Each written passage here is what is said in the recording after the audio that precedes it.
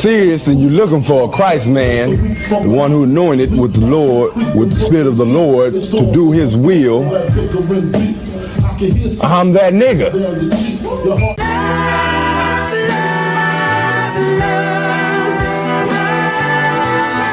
One West, 125th Street. Look, y'all put your faith in presidents like they gon' change this country. Run the league and let y'all play cause y'all gon' make a money. Fuck Obama, he ain't come here on cargo. American honor don't like no soldiers. For the spirit of the Lord, we don't like no soldiers. Saint, black, Hispanic, native, they hate y'all as the same. Hate Christ and they image, paint you as a slave. God ain't all love, scriptures say he hate African soft niggas, they know we not the same. School to prison pipeline to get you off the streets. Put you in the cell toilet connected to the saint. Molested as a kid, she prostituted as a teen.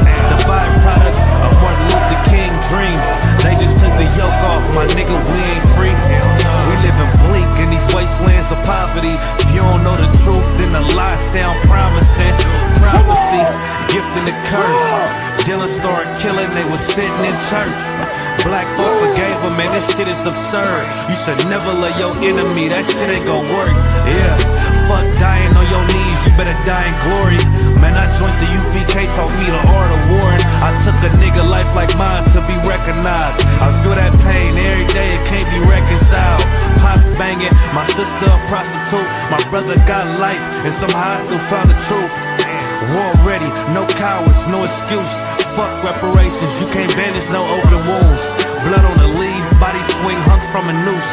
I was on a run in Nashville and I found the truth. I called the school, class was being held by the shock on my life. I want to be a gangster like a cop. Do this for my brothers, real brotherhood. Everything we do, we got it out this book. My nigga, I can never be no African. UPK the only authorized acronym. I'm passionate about my brothers and sisters. We in hell, I ain't got nothing against them. That's another religion. If it ain't under YAHANNA, ain't he murdered by them and got a hug from YAHANNA. That's the way out for a coward in my observation. They don't fear the Lord, they indoctrinated. Wolves in sheep clothing, Joe Osteen. Real priests bringing back black royalty. One West on my headpiece, ranking order. Can't let them trick me off the streets, I gotta raise my daughter. I got brothers at the border ducking ICE agents. I got the name change, it was life changing. My family thought it was a game, put on all black, they said I was going through a phase. It's more of us in jail than it was slaves. Aquí somos la Escuela Israelita del Conocimiento Práctico Universal. Hoy estamos aquí. Lord Commander General YAHANNA, I.S.U.P.K.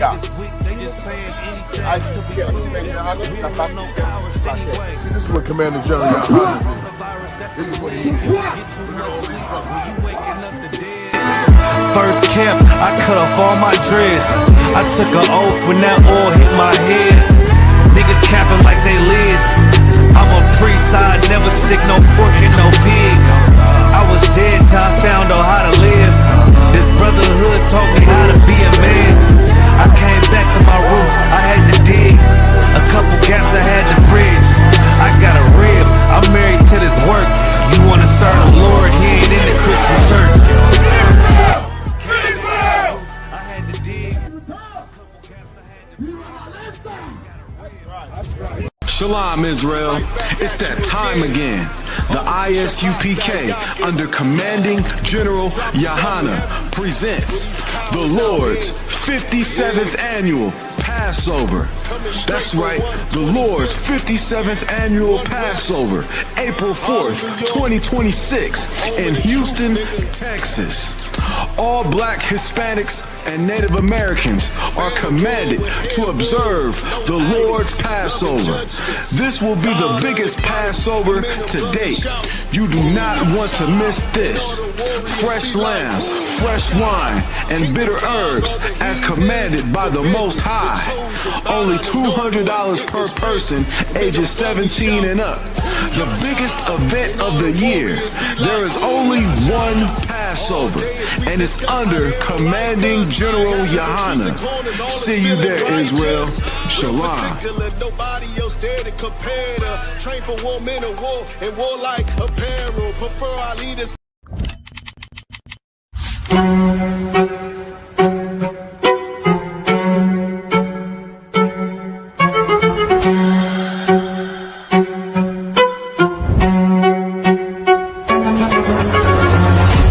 He parted the Red Sea, and the entire nation of Israel walked out of the slavery of slavery. The I.S.U.P.K. presents the Lord's 57th Annual Passover, April 4th, 2026 in Houston, Texas. You do not want to miss this one, Israel. Shalom. And all the warriors be like, Shalom, Israel. It's that time again. The I.S.U.P.K. under Commanding General YAHANNA presents the Lord's 57th Annual Passover. That's right, the Lord's 57th Annual Passover, April 4th, 2026 in Houston, Texas. All black Hispanics and Native Americans are commanded to observe the Lord's Passover. This will be the biggest Passover to date. You do not want to miss this. Fresh lamb, fresh wine, and bitter herbs as commanded by the Most High. Only $200 per person ages 17 and up. The biggest event of the year. There is only one Passover, and it's under Commanding General YAHANNA. See you there, Israel. Shalom. nobody else there to compare to. Train for war, men of war, and war like apparel. Prefer our leaders. Hey, listen, brothers and sisters, man. If you like what you hear, hit the subscribe button, man. Subscribe to this channel. And also, please, go to isupk.com and pay your tithe. Drop me some cash so we can move around this planet like we need to, man, and do the things we need to do. They're one west. They're one west. They're one west. Hey, Shalom Yahweh Ba'ashem and Shabrakatam to all the brothers, Yahweh Shemala Than Ba'ashem Yahushai to all the sisters. I'm Priest and Officer 500 Barak Yala with the I.S.U.P.K, which stands for the Israelite School of Universal and Practical Knowledge. Start out at 1 West 125th Street, Harlem, New York, under Commanding General YAHANNA, you understand? And every Tuesday evening, 5 p.m. Eastern Standard Time, we have the Brotherhood class, right, where we teach so-called blacks, Latinos, and Native, the real biblical Israelites, how to love one another. You understand? Who to love, which is one another and no one else, according to our records, according to our Constitution, which is the Bible, right? That there is a time to love, there's a time to hate. Who you should hate, what should you hate, which is everything that goes against your culture, which is everything that goes against your Constitution, everything that goes against your moral code, everything that goes against your God and your nation, right? But today we have a particular topic. When a woman has been semi-trending, I don't want to be putting too much cloud on her like that, right? A woman has been semi-trending. When I say semi, it's because she is still known to the world, but she said something that is not necessarily controversial in modern day society. And this is the topic of the class, right? We're going to pull up what she said, and we're going to break down how a lot of y'all women today wear a badge or claim a badge that they want to wear that says that they are Proverbs 31 women. They are virtuous women. They know their worth. They should get what, what this, listen, the man they should get should balance their worth or should be worth more than she does. And that is diabolical. We're going to find out that a lot of these women are delusional.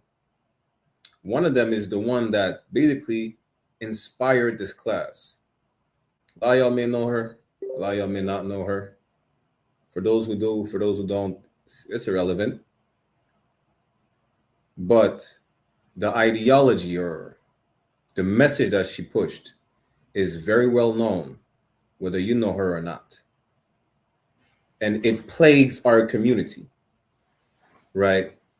And it's something that we really learned from our oppressor, is what we have to understand. For those who have never sat or watched any classes from Captain Hadar Yalla, shout out to Captain 10,000 Hadar Yalla, a camp leader, right? A big problem that we have is that our people worship money. Money is everything to our people. It dictates your relationship with your spouse, with your friends, with your parents, with your community. Money. And this is the problem, because who taught you to worship money?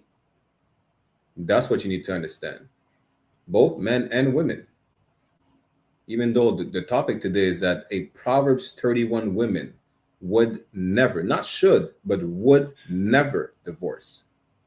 It goes both ways. We all taught how to worship money. The key word is taught. We're indoctrinated to worship money. And we should not worship money. We should only worship the Lord, the Most High God of Abraham, Isaac, and Jacob, the God of our forefathers. Money did not get us out of captivity in Egypt. How do I know money? Money really, listen, you worship money, and money, this is the rule of all evil. You know, money is the cause of your problem. I know for a fact that if crackheads would not be able to get any money, they're probably not smoking crack. Give a crackhead all the money in the world, and he's gonna smoke it all. If you give an alcoholic money, he's gonna drink it all. Because you worship money. You think money solves all your problems. A lot of y'all should not be having money. I'm not saying y'all should just remain broke, right? But you don't know what to do with the money. You don't know how to apply wisdom to your riches. Really, your wisdom should be the main riches that you got. That should be your wisdom. You understand? Before we get into the class, shalom to everybody in the chat. V-Day Gems Cadet, Shalom, Yahweh Bashem, Shabbat War for tuning in. We're live on I.S.U.P.K Montreal, Toronto, IAT, and One West Ground Zero on YouTube. I.S.U.P.K Montreal in Canada on Facebook. We're live on Twitch as well, Barak Yalla, and Beagle as well, Barak Yalla, UPK. Any questions or comment, y'all put it in the chat, right? Make sure if you want to be part of the school to click on the sign in and sign out links at the beginning and the end of the class. If you're so-called Black, Latino, and Native American descendant on your father's side, of course, and saying, come to class, come into the truth, learn how to be the man that the Lord called you to be. Learn how to be the woman that the Lord called you to be. You understand? You ain't going to learn that in the white man's school. The white man is going to teach you how to worship money. And then you're going to say some dumb stuff like the sister that we're about to see said. But before so, let's go real quick to show you that. Listen, let me show you something that is more valuable than money, right? Let's start with this. Let's go to, what is it again? I think it's in Psalms. Yeah, let's go to Psalms.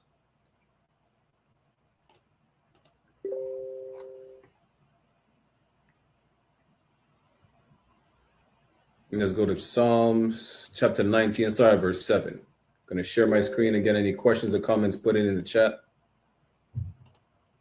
For those on Beagle who want to see the screen, y'all hop on the YouTube channel, whichever you like. Montreal, Toronto, IAT, One West Ground Zero. The truth is going to be the same throughout the board when it comes from the I.S.U.P.K, the Israelite School of Universal and Practical Knowledge, under Command General YAHANNA, and nowhere else. This is the book of Psalms, chapter 19, verse 7. The law of the Lord is perfect. All those laws, those statutes, those commandments, as it says in Deuteronomy 4, 5, and 6. This is our wisdom and our knowledge. This is how we show the nations, it don't matter what degree you have. A lot of y'all are idiots because y'all eat pork and y'all then, contract ringworm and die of high blood pressure. Y'all have degrees and y'all still can't tell the difference between a man and a woman. Just out of the blue, because you're delusional, you're going to identify as the opposite sex. The law is our wisdom. The knowledge of the law is our wisdom. You understand? This is our knowledge and wisdom in the sight of these nations. and it's perfect. It's flawless. There is no flaw in the law of the Lord. There is no flaw in sex being marriage and the woman should stick with that one man. This is flawless. How do I know it's flawless? Because there will not be whores if a woman would stick with one man. How do I know the law is flawless? You wouldn't be spreading monkeypox and all these AIDS and whatnot if you would not be a homosexual. The law tells you what happens with being a homosexual.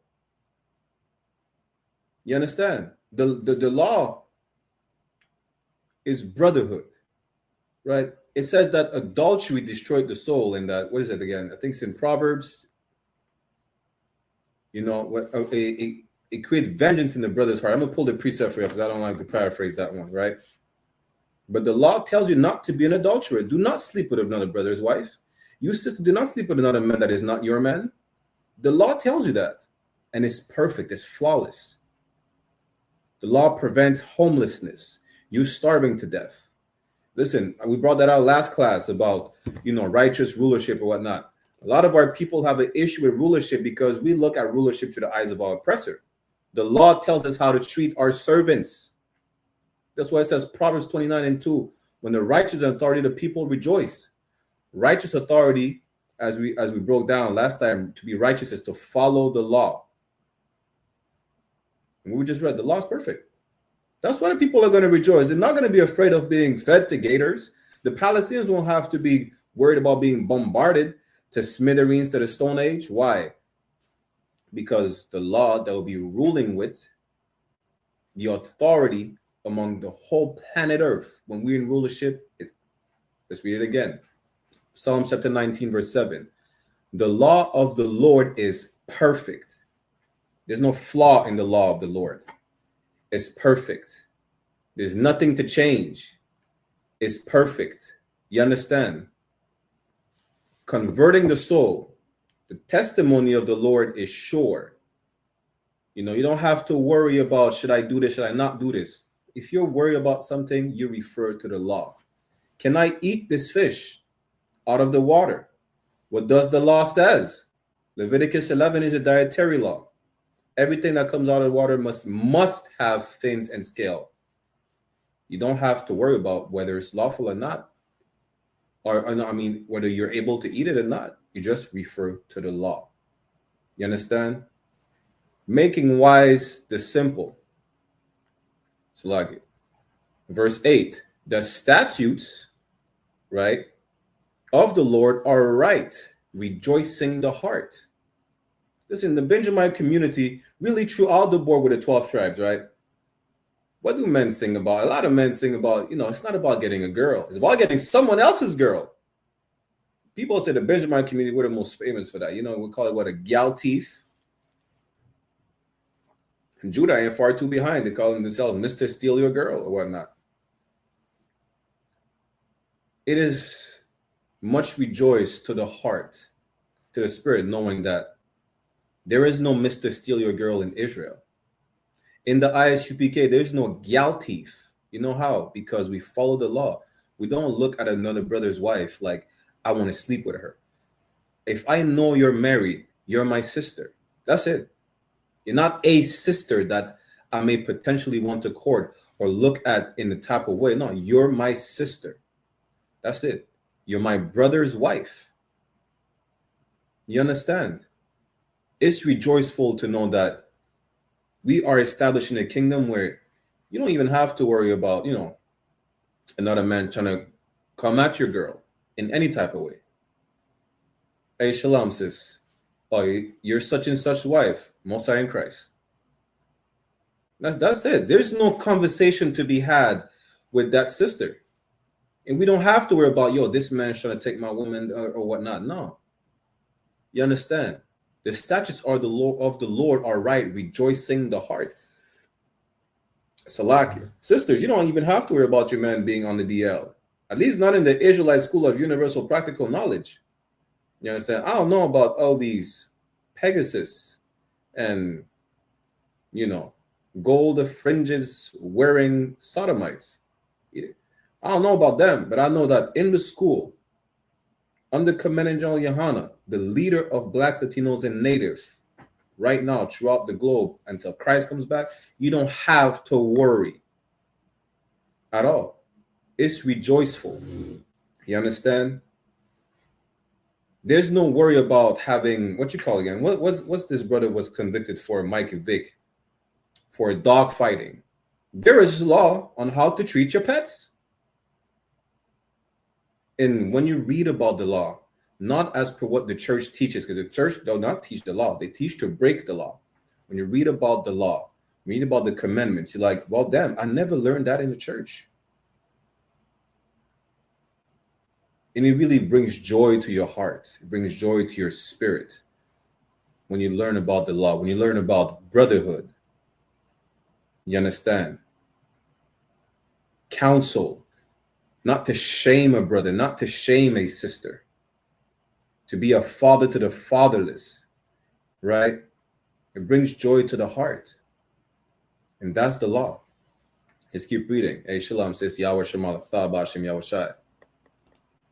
The commandments of the Lord is pure, enlighten the eyes.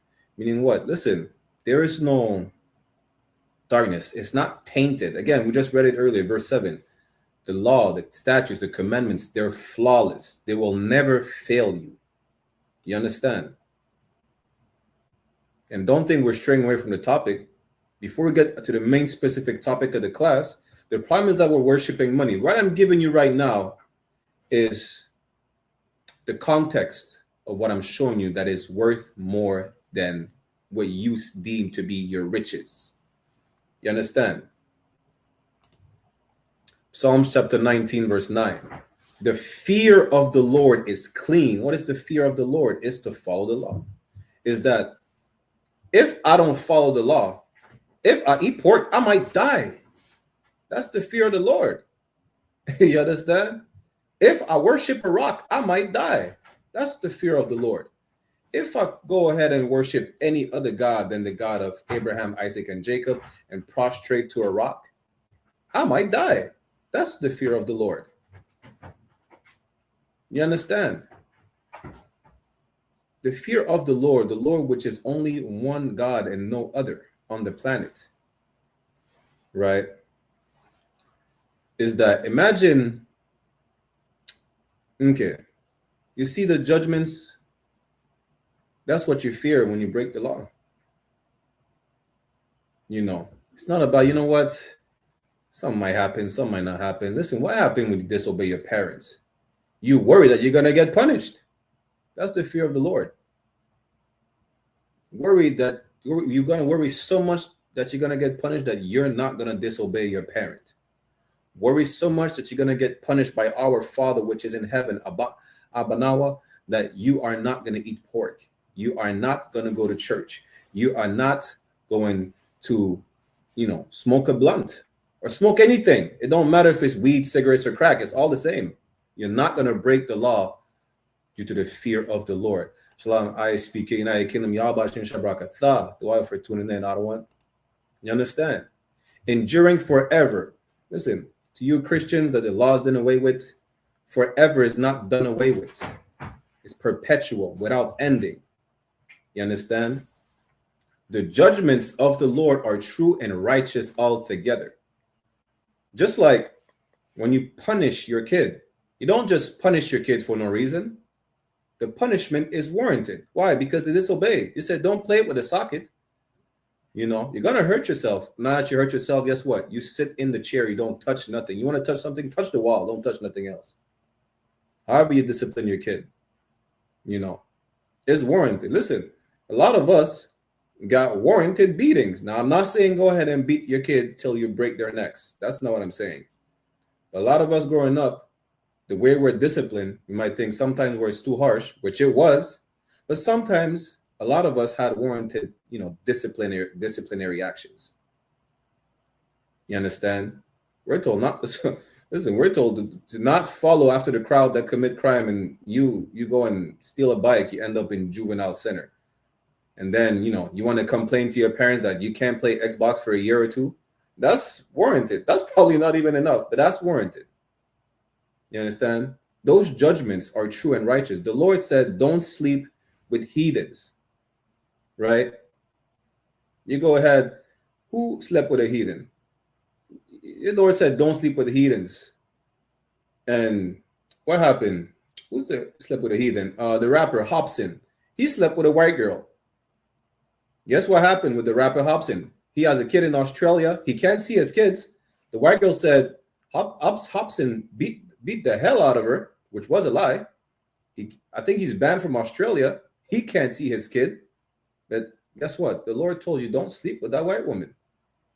He didn't listen. You understand? A lot of y'all feel lonely and go sleep with the heathens, end up going to Africa, right?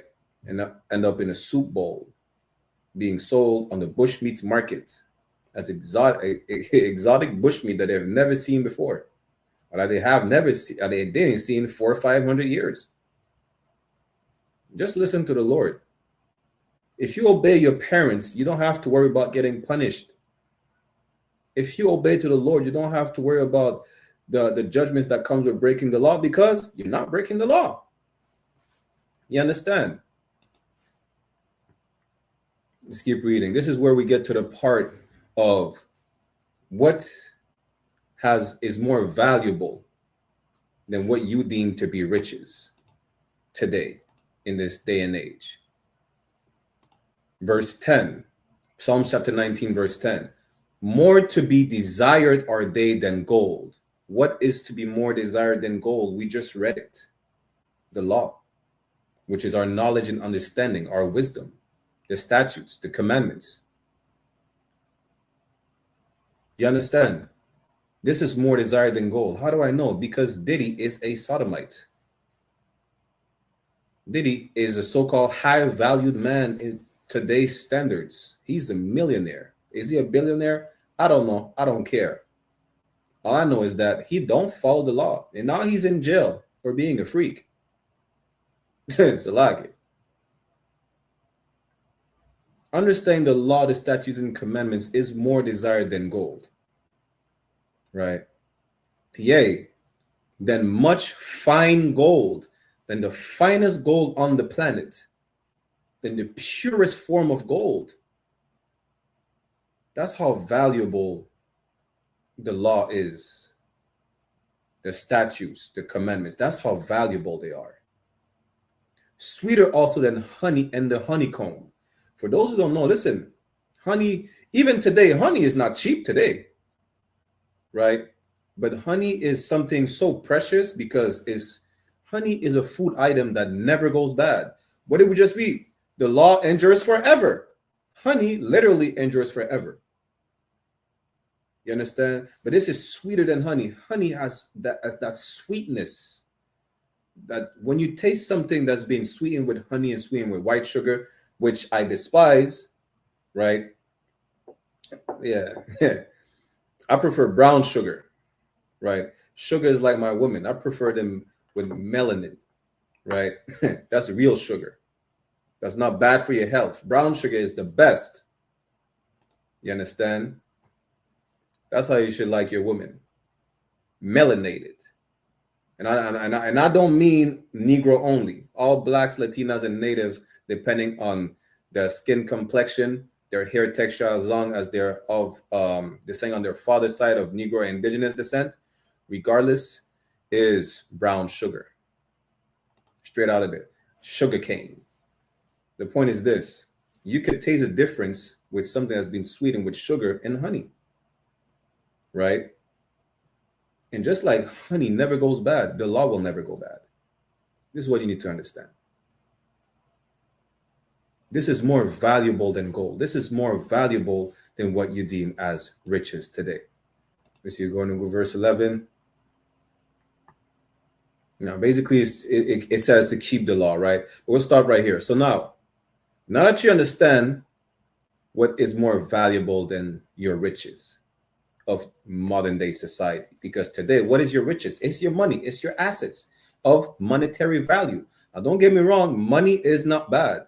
Money is a defense, but it should not be the priority on how you should have standards of how you look at something and how you look at someone. For example, a car could be worth 40 grand. A car depreciates its value every year. You buy the car at 40 grand, try to resell it, it's 10 bands. You know, we're in a day and age where the American dollar is falling to the ground. Money is not going to be worth anything. When you look at, you've been taught to worship money, that it's like you don't even fathom the fact that a currency can lose its value. You don't think about that. You're too absolved in what the oppressor taught you to do, which is worship money, right? But now let's get into the real topic of the class, and that you understand what is more valuable than money. Let me bring that thing real quick. Again, comments, questions, put it in the chat. I had it just right here. I think I lost it, but no sweat. I think Captain Kahan really reposted that. So let me see. There's a sister. For those who know her, for those who don't know, it's irrelevant. Her name is, there you go. Let me share my screen on Facebook, right?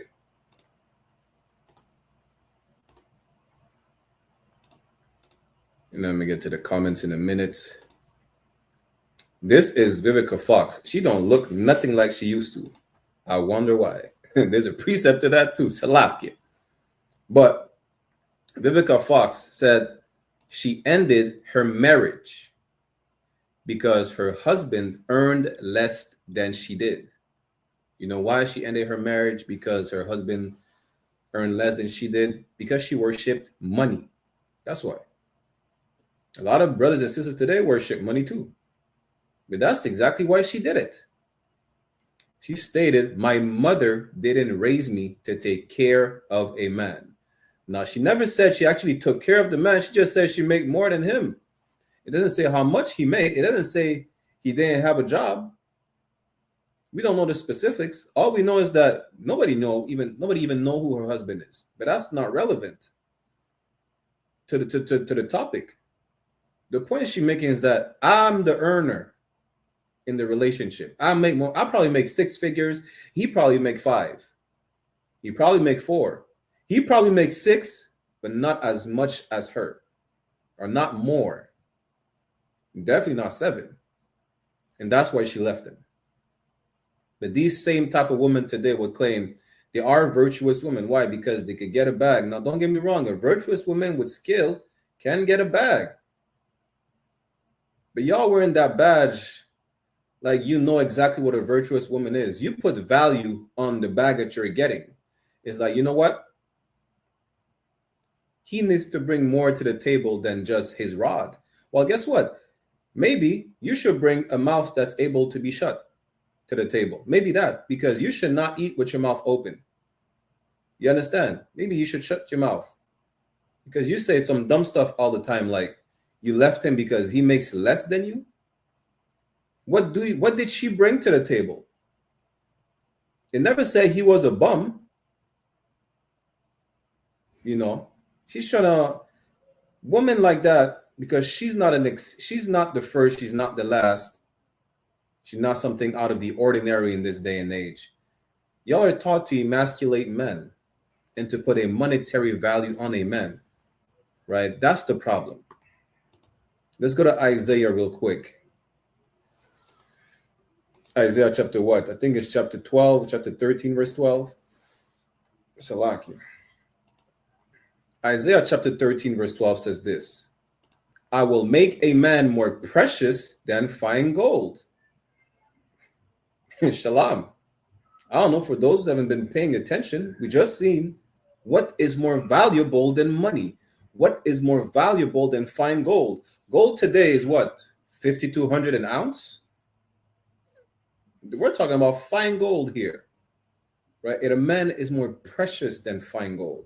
Even a man than the golden wedge of Ophir, which the gold of Ophir, right, is a real precious gold, for those who don't know. And a man is more precious than that. How? We already seen what's more precious than gold. What's sweeter than honey? The law. A perfect man. A righteous man, a man that follows the law, is worth more than your 6 figures, Vivica Fox. And any sister who think like her, a lot of sisters think like her, they work at McDonald's. That's diabolical. You understand? A lot of y'all don't even make 5 figures. And then y'all have diabolical standards. Y'all have something called the 666. Sisters want a 6 foot tall man with a 6-pack making 6 figures, and they look like a Pepsi bottle that's already been opened, drank out of, and y'all work at McDonald's. Damn, this is not even far-fetched. This actually exists, you know. And on top of that, a lot of y'all on welfare. A lot of y'all taxpayers, this 4-figure, 5-figure making man is paying his taxes so you could get welfare. You know, imagine that. And you talking about you want a 666? You should want a zipper for your mouth. That's what you should. Listen, you should, learn a skill. Learn the skill of a needle and a thread and apply it to the lips on your face. Sew your mouth shut. That's what you should do. Hey, Shalom, my sister Nizamana Yahweh Shemala Thaba Hashem Yahweh Shai. Always in the building. The water for tuning in, sis. That's what you should do, because y'all have dumb expectation. It's not wrong to have standards, but because of how you were indoctrinated today, y'all have diabolical standards that you might as well look. You have the Lord might be with you. The Lord might be more in your presence if you look for a unicorn or a leprechaun with a piece of brass in the bucket than looking for a 6-figure man that's 6'0" having a 6-pack. I ain't gonna lie to you. That's a fact. That's a fact. The Lord might be with you more if you end up finding a $100 bill on the floor that you're gonna spend on your ugly nails and your ugly wig than looking for whatever standard you have of a man that was taught to you by the white man. Why? Because you worship money. A man, let's read it again. Isaiah chapter 13, verse 12, I will make a man more precious than fine gold. Diddy had all the money in the world. This man was not even worth what's it again? A chocolate coin. There's coins. There's fake there's fake loonies over here in Canada. It's a $1 coin, right? It's chocolate. Diddy was not even worth that. This man would have beat you across the side of the head, broke your jaw and everything. And you would still think he's a high valued man because he has money. He has no morals. He don't follow the law. He follows the white man that taught you to worship money. That's the problem. The true value in a man is his morals, his standards, what he's standing on. How do we know a lot of sisters don't even know what that is? Because y'all at your 3rd or 4th baby father, and he beats you up every day. He probably abusing your kids. But he had money, so maybe he was not that bad. He could pay all your bills. He bought you a car. So you think it gives him what? Carte blanche, as they call it, to use and abuse you all in any way that he wants? No. You understand? What's worth more than money is the law, the statutes, the commandments. That's what makes a man more precious than fine gold. And unfortunately, a lot of sisters don't know that, and they wear a badge. They wear that badge of what you call it again? Being a virtuous woman. Like it's what you call it again? Like it's a Halloween costume. It's make believe. It's like y'all wearing that badge of a virtuous woman like it's a red rag. Y'all claim to be bloods. Y'all not. You claim to be something you're not.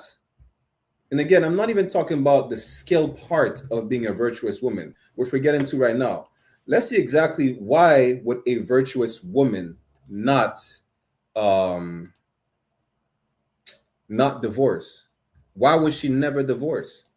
Let's get into it. You're going to understand how women like these have the same mindset that was given to them by the oppressor, right? Our the Caucasian race, our oppressor, which is the goddamn devil the Bible speaks of. Y'all are truly not virtuous women. You understand? And maybe you should come to class. You should be quiet. Come to class and learn how to be a proper virtuous woman. Learn proper etiquette. Learn what it is to be, you know, the woman that the Lord called you to be, not the woman that the white man taught you to be. Salakia. Let's go to Proverbs chapter 31.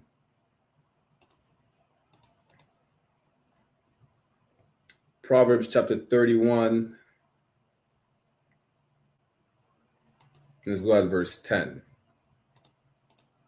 Proverbs chapter 31, verse 10. Who can find a virtuous woman? Listen, it's so rare. We're going to see how rare a virtuous woman is. And we're going to see why. Because a lot of women have skills, but they don't have... Listen, ask Umar Johnson about the skills his women has. And this is not the skill that you would want to look for in a woman when you're courting her. That's the skill that's... Listen, yeah, a prostitute has those skills. Salakia. If you get what I'm saying, I pray you understand. But who can find a virtuous woman? A woman that is skilled, as described on down to verse, 30 or something like that? Who can find a virtuous woman? Because it's so rare, it's so uncommon, especially in this day and age.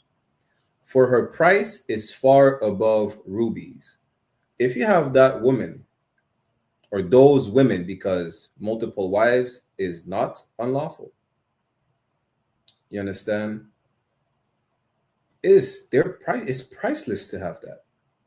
It's priceless to have a woman by your side that is described like a Proverbs 31 woman. You know?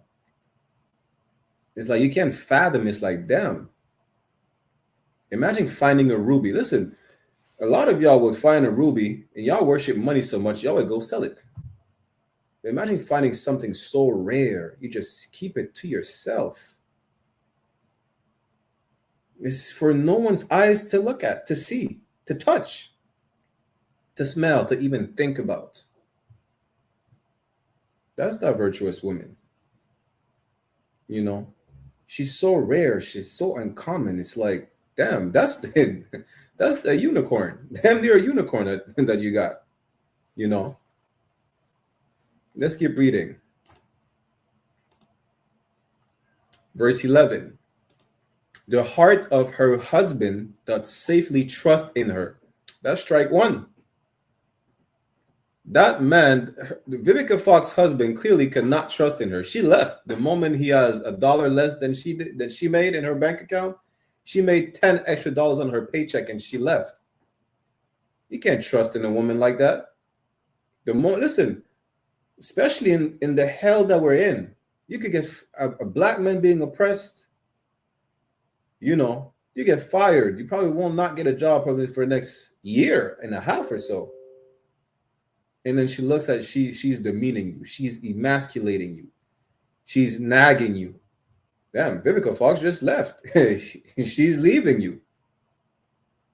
If you're a woman that cannot be trusted, already there, how can you be a Proverbs 31 woman? You can't be trusted. Your husband don't trust you, not because he has trust issues, but because he can't trust you based off of your actions.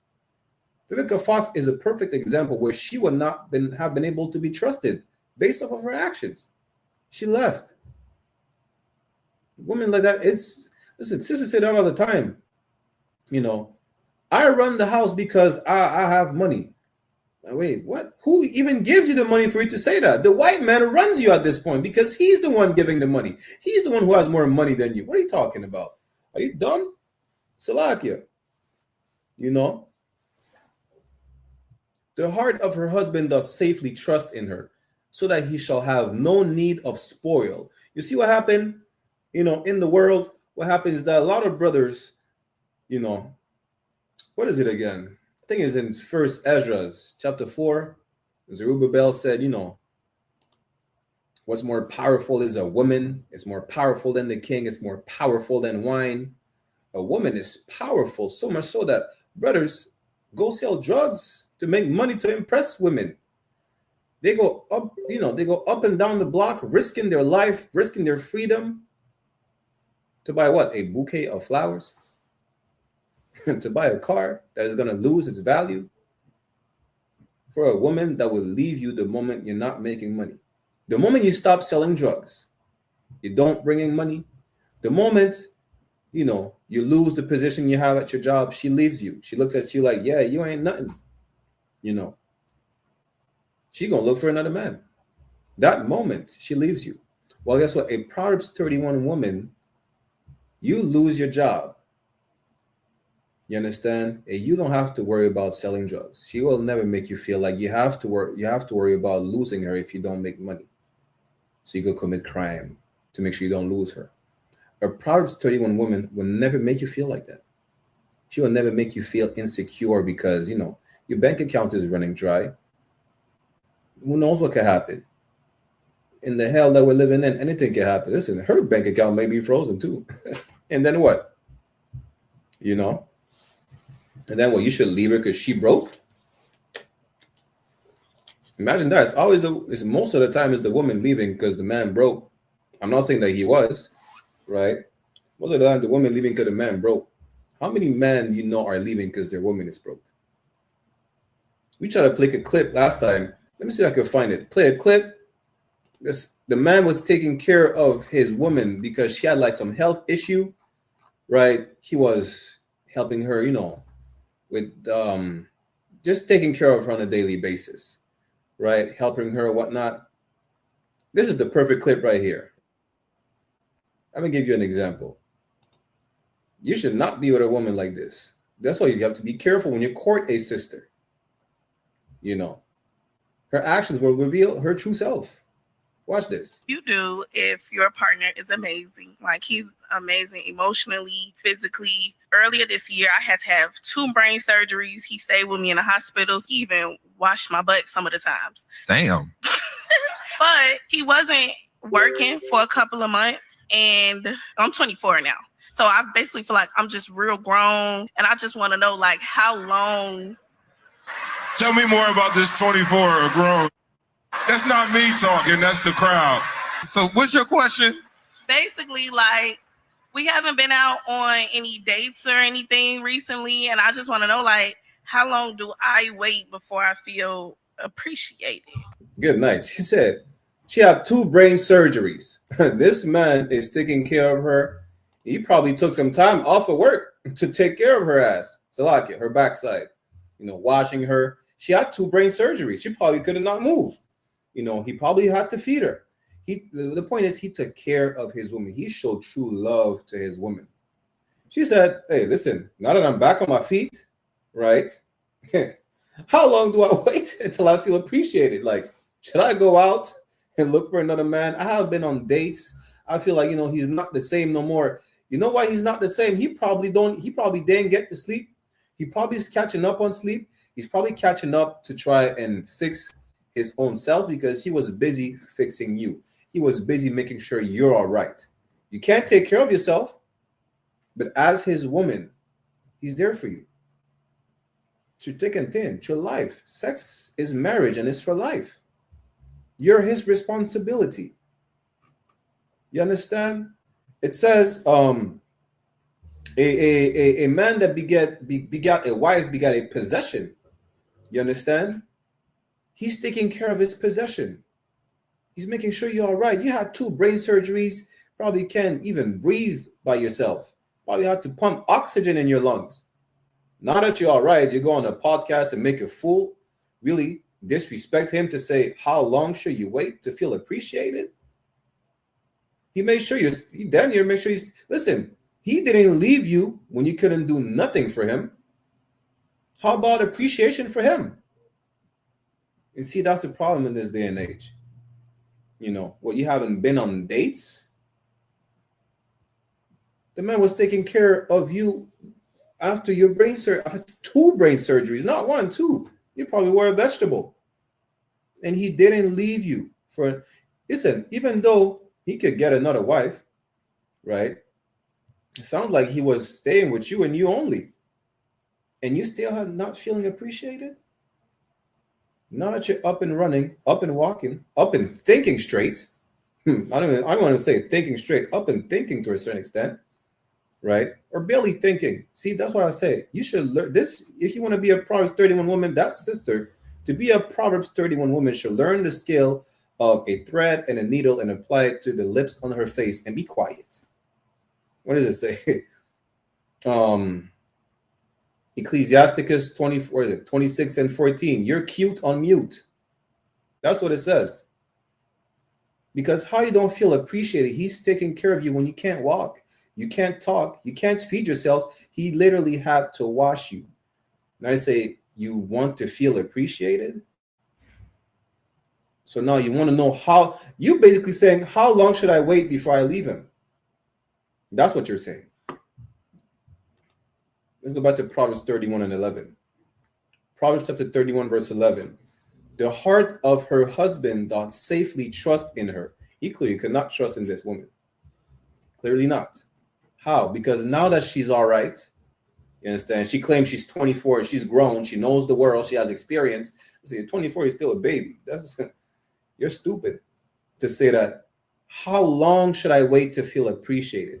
How long should I wait to leave him? You're stupid. Don't you know you cannot divorce? We're going to get to that in a minute. Proverbs 31, women are not. Wise women are not. A woman cannot divorce. We're going to get to that in a minute though, right? But let's keep going. Proverbs 31 and 11. The heart of her husband doth safely trust in her. Now that he fixed her up, she's ready to leave. She's ready to fly, spread her wings and her legs. That's what she said. She's waiting to know when to leave. When's the right moment? There's never a right moment to divorce. So that he shall have no need of spoil. Now, what's going on in this man's head? She's ready to leave. Should he go try and make more money? What if he can't make more money? Should he have to worry about committing a crime? See, this is the problem. A lot of y'all create these criminals, you know. And I don't want to put the blame so much so on the women, because both men and women were destroyed because why? We disobey the law. We disobey the commandments.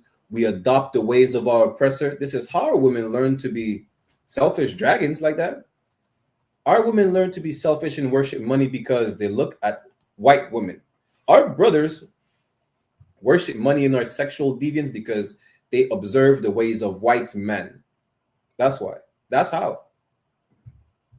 Without the influence of any heathens, we wouldn't have to worry about that. But this is why these classes are so important, because y'all were programmed to think in a way where you should not think. So we then have to reprogram you to think the right way, as opposed to stray away from the right path.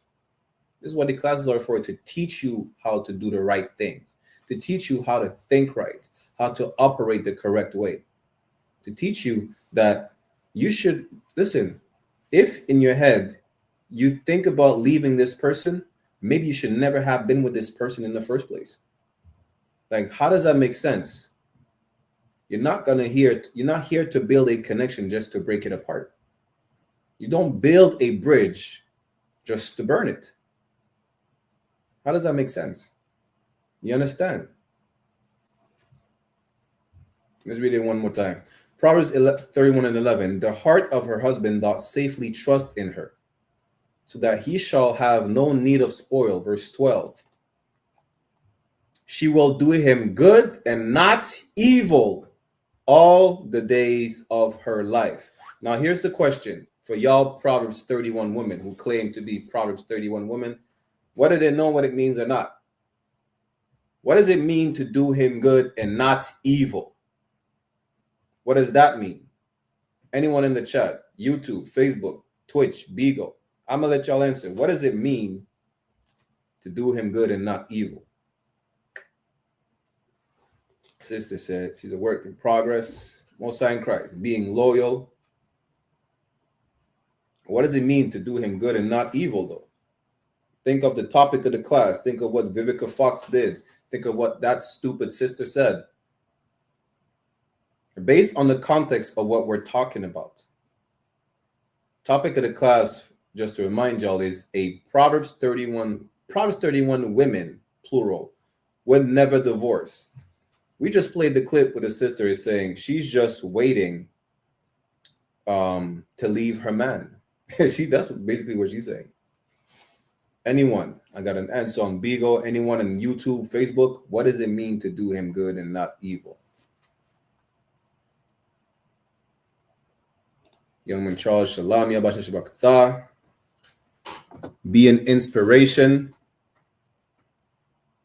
Based on the context of the class and the clip that we played. Just for those, maybe some of y'all have jumped in late. The class is Proverbs 31 women would never divorce. We just seen the post. Vivica Fox said she left her man. She divorced her man because she makes more money than him. We seen that. Let me replay the clip of the sister real quick. And then I'm gonna see if y'all can answer that. I have 2 answers so far. What do you do if your partner is amazing? Like, he's amazing emotionally, physically. Earlier this year, I had to have 2 brain surgeries. He stayed with me in the hospitals. He even washed my butt some of the times. Damn. But he wasn't working for a couple of months, and I'm 24 now. So I basically feel like I'm just real grown, and I just want to know, like, how long. Tell me more about this 24 grown. That's not me talking, that's the crowd. So what's your question? Basically, like, we haven't been out on any dates or anything recently, and I just want to know, like, how long do I wait before I feel appreciated? Again, what does it mean based on what y'all just heard? I have an answer on Beagle, I have an answer on YouTube. What does it mean that in Proverbs 31 verse 12, that virtuous woman will do him good, her husband, she will do him good and not evil all the days of her life? What does that mean? We give y'all a few more seconds. Think of the context of the class. Vivica Fox divorcing her husband. Proverbs 31 women will never divorce. And the clip I just replayed for y'all, who is ready to leave and spread her wings and her legs. Damn, I'm stupid. You get the point? What does it mean? For time's sake, the answer was on Beagle. The sister said, staying with her husband and loving him. Staying with her husband is the key word. Not divorcing him because he makes less money. Not divorcing him because now he probably gets more hours at work because he's done taking care of you while you were sick, because you're not sick no more. That's what it is. Not divorcing him. Right? Now, young McCharles said to be an inspiration to her man. If you be an inspiration to your man, that's not wrong. But in the context of the class, right? To do him good and not evil is to not divorce him. Why? Because divorce is a sin. That's it. It's evil. That's the topic. That's why I said specifically based on the topic of the class and on what Vivica Fox said, or more so did, and as per what the sister said, who's ready to leave. Now let me show you where divorce is a sin. You should not divorce. Really, a woman cannot divorce. Only a man could divorce. We're going to see that right now. Right? This is what you understand. If you're a Proverbs 31 woman, he makes less money. There's no excuse for you to leave him because what? He lost his job. Black men, Hispanic men, Native men lose their job every day in this white man's kingdom. What are you talking about? If you lose your job, hey, listen, if you lose your job, I'm definitely getting another wife, whether you like it or not. If that's the case, damn, might as well. I'm probably not even going to wait till you lose a job for to get another wife. The point is this. You cannot divorce. Vivica Fox and any sister like her who think they're valuable because they get the bag, they're Proverbs 31 women, they get the bag, the man that they're with is making less money than them, therefore they leave him, divorce him, You are not a Proverbs 31 woman. A Proverbs 31 woman, we just read that what? Salakia. She will do him good, Proverbs 31 and 12. She will do him good, talking about her husband, and not evil all the days of her life. It's evil to divorce. It's a sin to divorce. It's wicked. The brother said the gal them wicked. It's a lakia. Let's go to Matthew chapter 19. Let's start at verse 1 for context. Vivica Fox looked like she ate her younger self. Good night. Diabolical. Listen, I was gonna give y'all the precept on that too. Vivica Fox don't look like what she looked before. And I'm gonna show you how her wickedness is showing through her face, literally. Right? Let's go with divorce. Matthew chapter 19, let's start at verse 1. And it came to pass that when Yahawashi had finished these sayings, for those who say, well, it says Jesus, not Yahawashi. Jesus is the Greek mistransliteration of Joshua. In Hebrew is Yahawashi, right? I give you 2 lessons in one, 2 birds, 1 stone, right? But just for the sake of the class, tomorrow we'll have our Hebrew class. So just for today, right, I'm going to read it as is. And it came to pass that when Jesus had finished these sayings, he departed from Galilee and came into the coast of Judea beyond Jordan. Verse 2. So as Christ is traveling, right? Verse 2. And great multitudes follow him, and he healed them there. As Christ, he was traveling, was performing his miracles. Some that were spoken of, some that were not spoken of. Because he performed so many miracles, you can't contain all the miracles in Christ just in one record. Verse 3. The Pharisees also came unto him. Pharisees would be your modern day pastors, your fake Israelites, the Pegasuses, or the gold fringes wearing purple sodomites, right? Matthew's, or even your individualites. Matthew's 19 and 3. The Pharisees also came unto him, tempting him. Why? Because that's what they were doing. They were trying to corner Christ to try and prove him wrong. You see how these fake Israelites are saying, well, the Bible, some said, listen, what did it say? I heard someone say something stupid about marrying heathens because Ruth was a Moabite. Some like that, right? They try to trick people. Ruth was a Moabite. Or they try to say, actually, on that specific topic, good night, you have to argue a fake Israelite. They were saying, yes, you are able to divorce. Why? Because these fake Israelites only believe in the Old Testament, which is beyond stupid. You know why? Because the Old Testament tells you, I think, some in Deuteronomy, we brought that out on the scripture breakdown on Tuesday, right? That, let's see if I could bring it out. What's that precept again? Bear with me 1 second. This is crazy because it's on the topic too, because a fake Israelite was trying to say, yes, you can divorce based on the Old Testament, which we're about to read if you truly can or not. But that's for all you Old Testament lunatics, right? Bear with me 1 second. I'm gonna find it for y'all.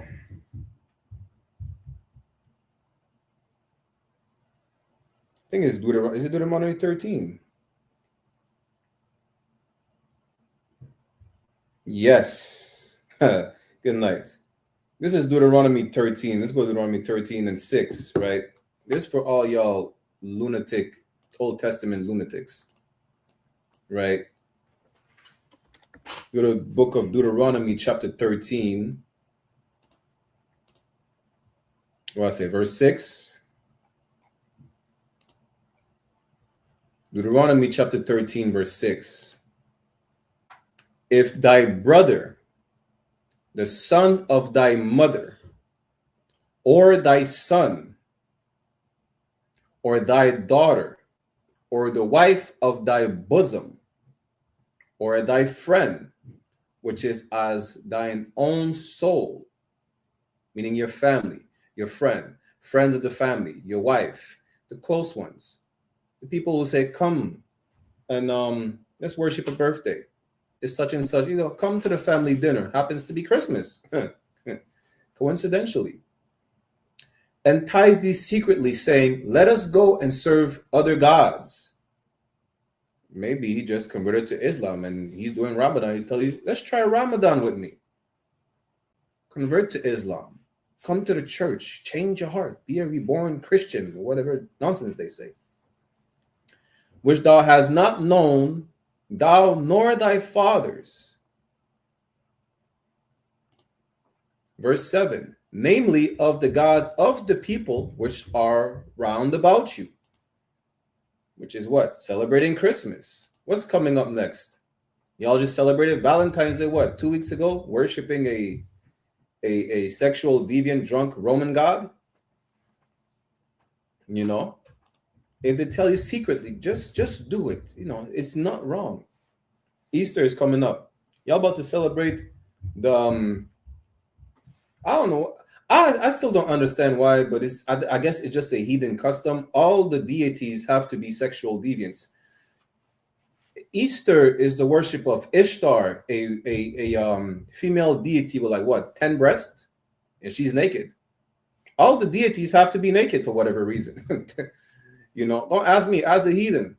But if your mom tells you to worship a birthday because it makes her feel happy, Christmas, Easter, Valentine's Day, Father's Day, Mother's Day, or whatnot, all these deities of the people that are around you that you're not supposed to follow, nigh unto thee or far off from thee, from one end of the earth even unto the other end of the earth.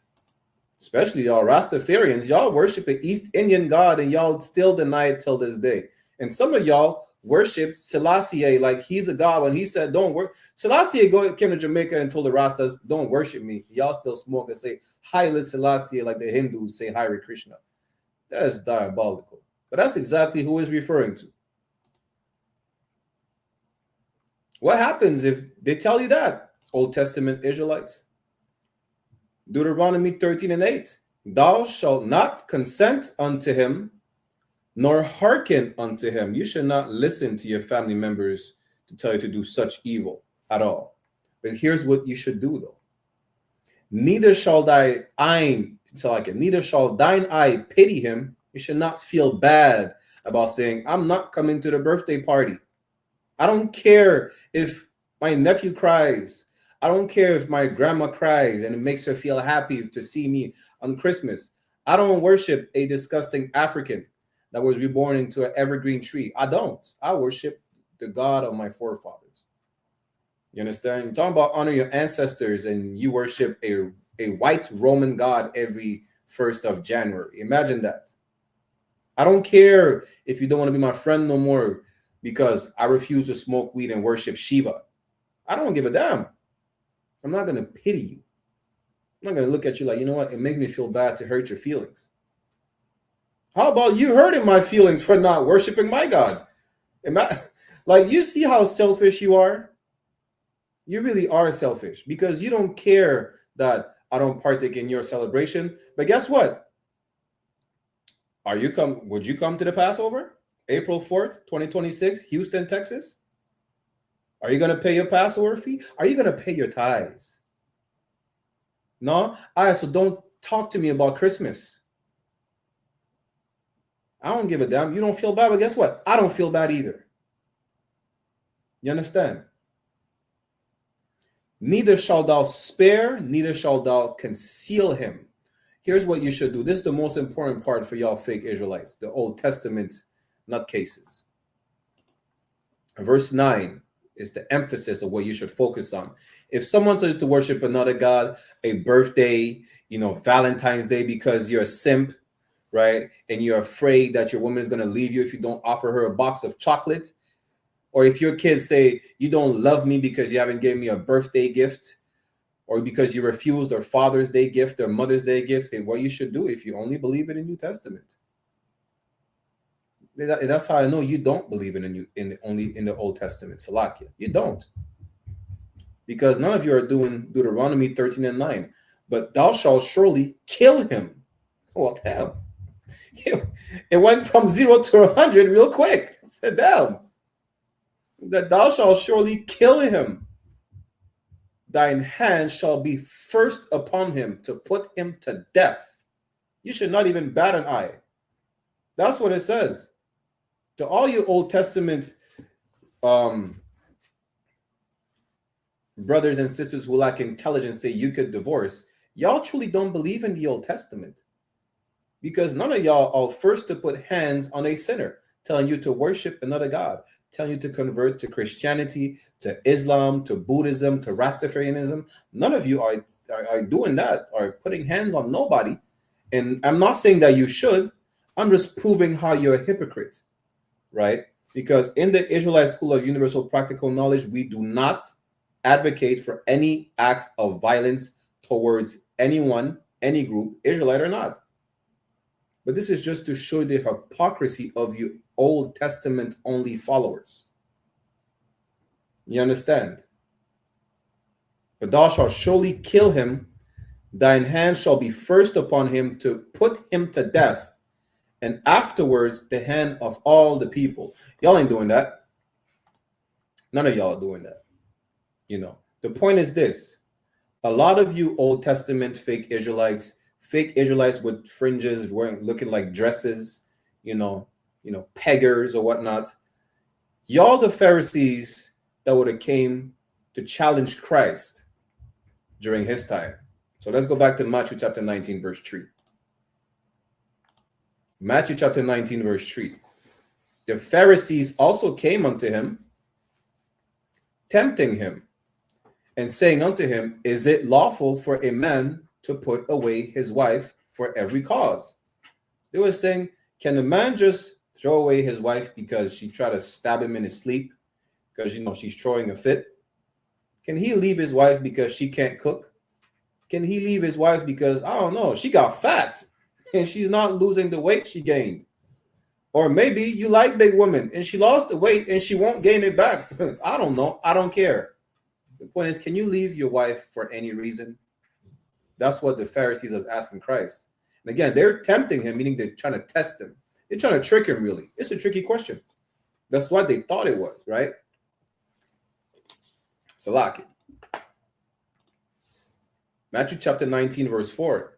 And he answered and said unto them, when you see it's written in red, that's Christ's word. He's telling the Pharisees this: have ye not read that he which made them at the beginning made them male and female? Christ is for especially those, who say, yo, you have to follow the New Testament only. During the time of the New Testament, during Christ's time, during the apostles, disciples, they all referred to the Old Testament. You can't say the Old Testament is too old. If the Old Testament is too old, then maybe they should not have referred to it, because everything that you quote from Christ that he's quoting from the Old Testament. Paul was quoting from the Old Testament. Romans 9:13, Jacob, I love Jacob and hate Esau, is from the Old Testament. You understand? So now he's referring to Genesis. Verse 5, and said, for this cause shall a man leave father and mother, and shall cleave to his wife, and it shall twain be one flesh. Christ is telling you, a man and woman, when they're together, they're one body, they're one flesh. Not literally, Christians, because I know the Christians do not understand the Bible. They take everything in a literal form of everything, which is stupid, because this is not a Dragon Ball Z fusion. You understand? You don't become a mutant fusing physically with your wife and vice versa. Right? That's not happening nowhere. Where's the proof? If you're the body of Christ, are you Christ's physical arm, finger, eyes, ears, nose? We say we're one body. Are we all sharing the same body? Just because I took a sip of water, that means you took a sip of water? See, this is the problem. You understand context outside the Bible, but you can't understand context inside the Bible. Context is context, regardless of the writings, regardless of the records. Context is always important to understand what it's talking about. It's talking about being on the same accord, being one together. You understand? It said, me and my wife were one, right? Or my wives. You understand? As a nation, we're one. We're of one mind. We're on one wavelength. It's not hard to understand, right? Verse 6. Wherefore there are no more twain, but one flesh. Something twain is something, it's like, how could I put it? Damn, I forgot the word. It's like cordage. Is that the word in English? Cordage, like a rope. I think that's the word. Let me see. Because then I'm gonna be cussed out like, damn, you're using you're mispronouncing words again. Bear with me 1 second. I do not give a damn about the white man's language. That's why. So something, imagine cordage, when it's tied together like a braid and it's twained together, right? Twain is an archaic word or an archaic term for two. But they're not two no more. They are one. They're one flesh. You understand? Put it like that, right? So they're not two no more. They're not two different people. They're on the same wavelength. They're one. They're on one accord. They're under the same roof. It's one family. They call it, is it the nuclear family? There's a specific term for that. I forgot. The point is they're one. They're not two that could be separated. They're one flesh. What therefore God had joined together, let no man put asunder, which is another term, right? Meaning they cannot be separated no more. So when they ask, can a man leave his woman? Now, for those who have been paying attention, how does that pertain to the class? Can a man leave his woman? Remember, it was the topic of the class. Right, for those who've been paying attention, let me see if y'all been paying attention. How does that pertain to the class?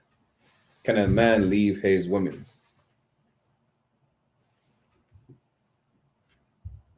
Remember, it was the topic, right?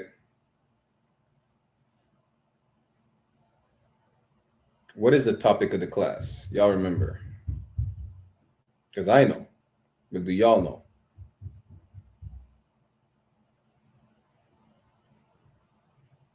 Proverbs 31 women would never divorce. I know how I worded the title. I'm going to give it to y'all for time's sake, right? A woman can't divorce. Only the man could say, hey, kick rocks. Shalom. Lord be with you. What did my brother say? My brother said, don't let the door hit you, with the Lord split you. Shout out to my brother Kudam, man. The point is, only a man could request a divorce. The man can divorce. Right? That's the point. It was never a concept for a woman to initiate a divorce. You have to deal with her. She's a monster. Deal with the monster. Tame the dragon. That's it.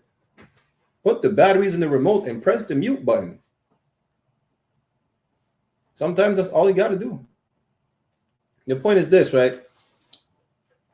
They were trying to trick him into seeing, can a man, leave his wife? Can he throw her away just for any reason? Because she's a psychopath, or for whatever reason. Christ said, no. A man and a woman, they're one, and no one could separate them. Verse 7. Matthew chapter 19, verse 7. They say unto him, why did Moses then command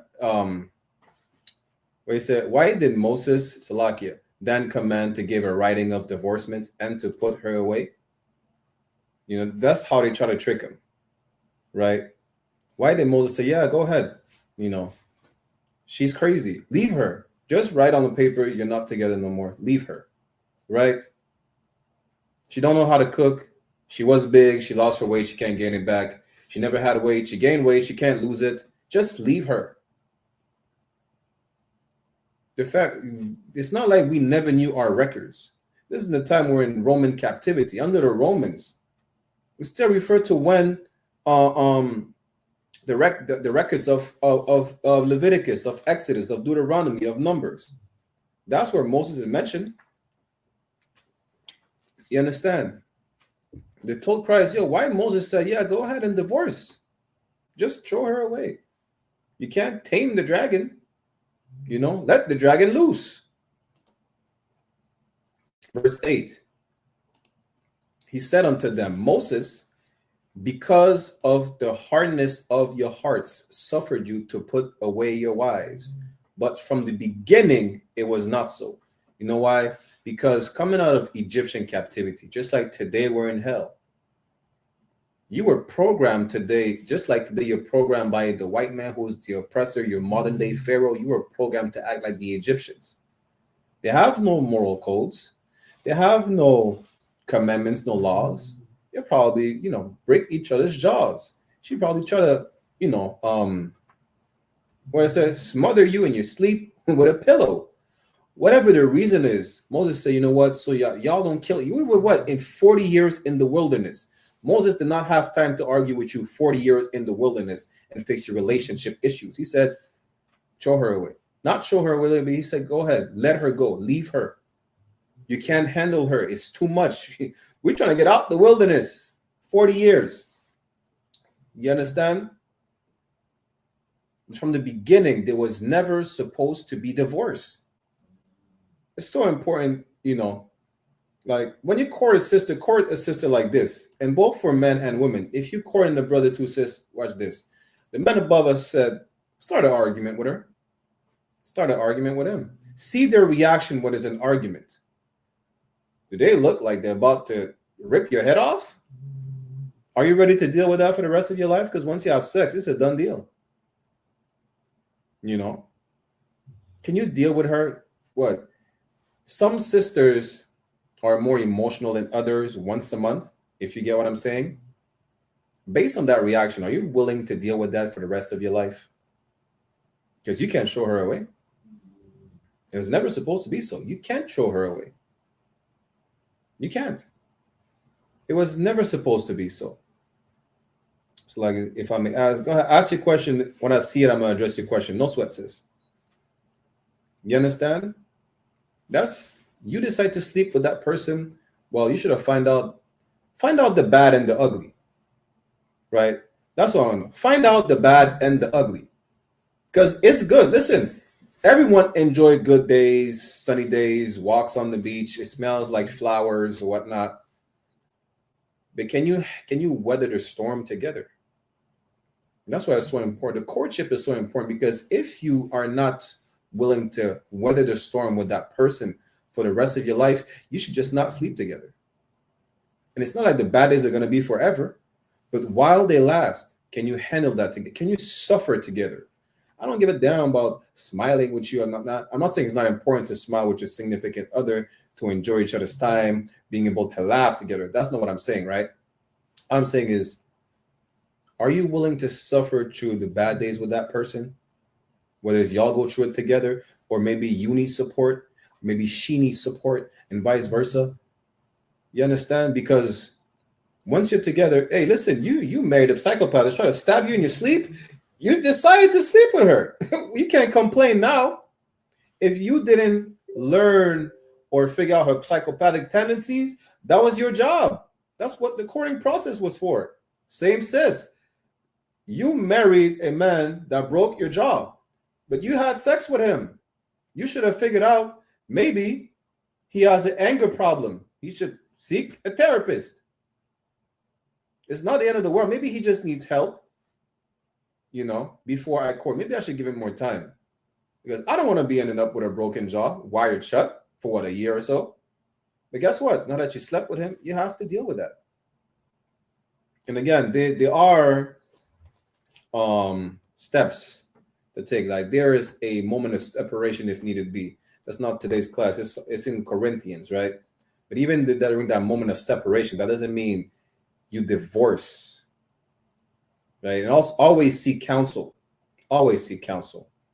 The point is this: it's important to have a courtship. I'm gonna get to your question in a second, sis. It's important to have that courtship to know. Listen, find out the hard questions.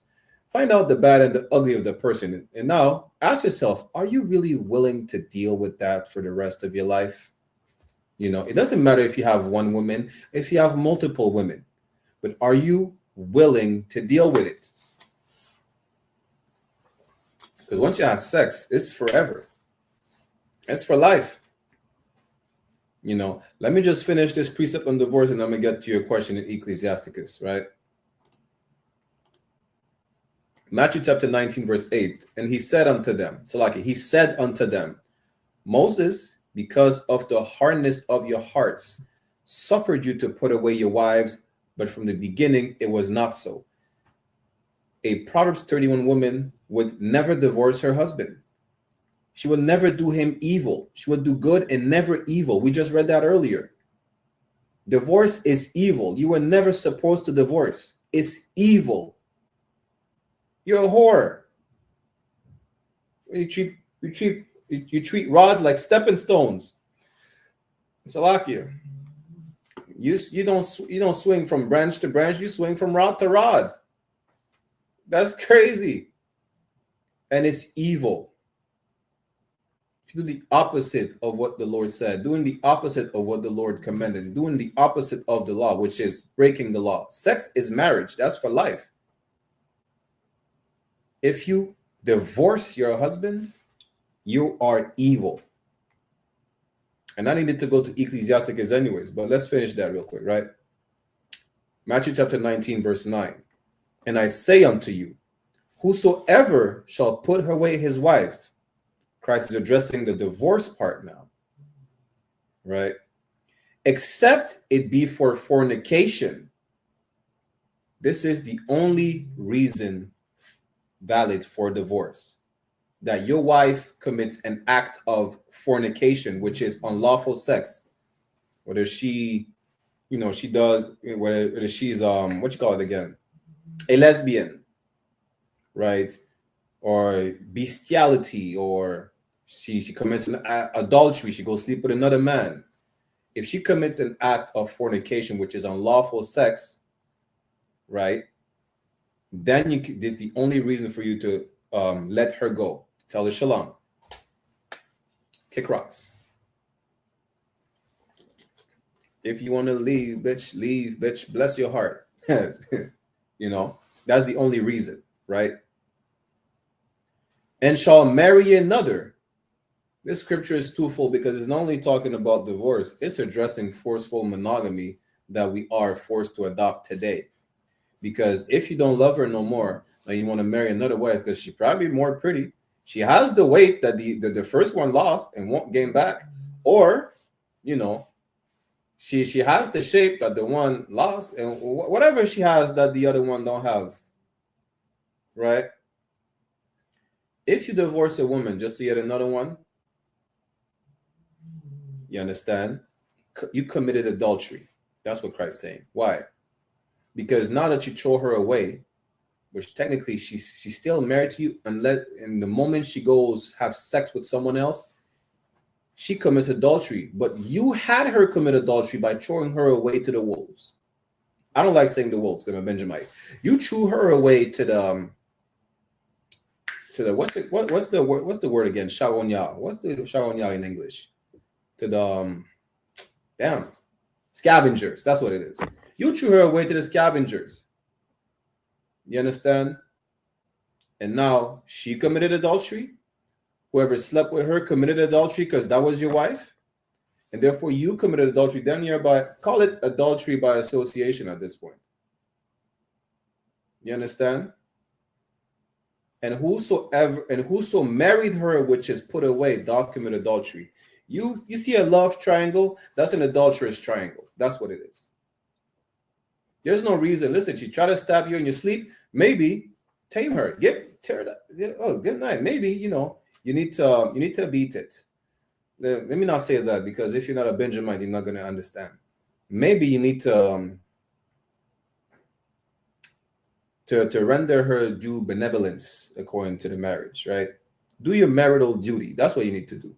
Do it properly. Maybe she won't try to stab you in your sleep. You understand? Yeah, let me say it like that. Satisfy her.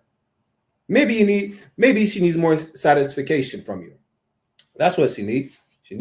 Maybe you need to tilt her ground and tend to her garden. That's Salakia. Maybe that's what it is. Just maybe. I don't know. She probably have an attitude because you need to tear more fire to her. Maybe that's what it is. Maybe sometimes she needs to get checked. She needs to learn the skill of a needle and a thread to her lips on her face. Tell her she's cute on mute. She's pretty when she's quiet.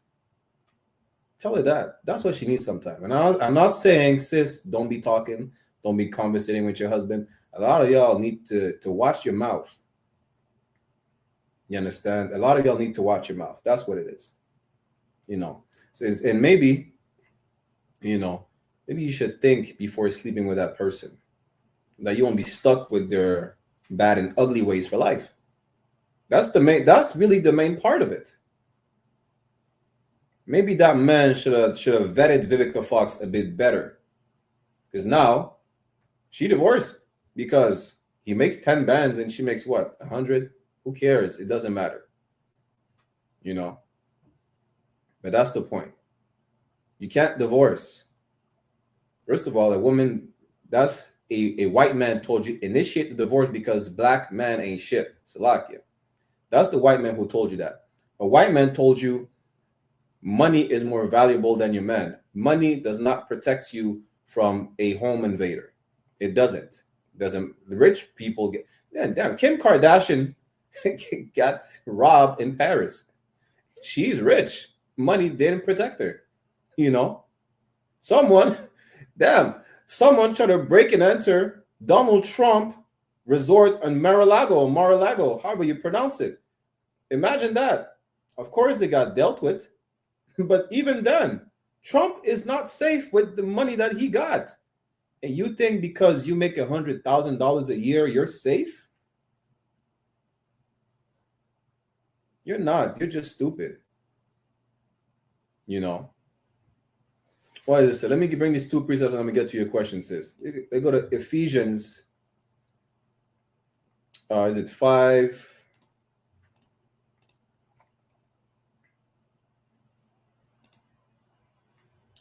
Not 23. What is it again? Ephesians 5:25. It says, husbands, love your wives, even as Christ also loved the church and gave himself for it. People think the church is a building. The church is it comes from where's my book again? Bear me one second. I'm going to give y'all the word church comes from, right?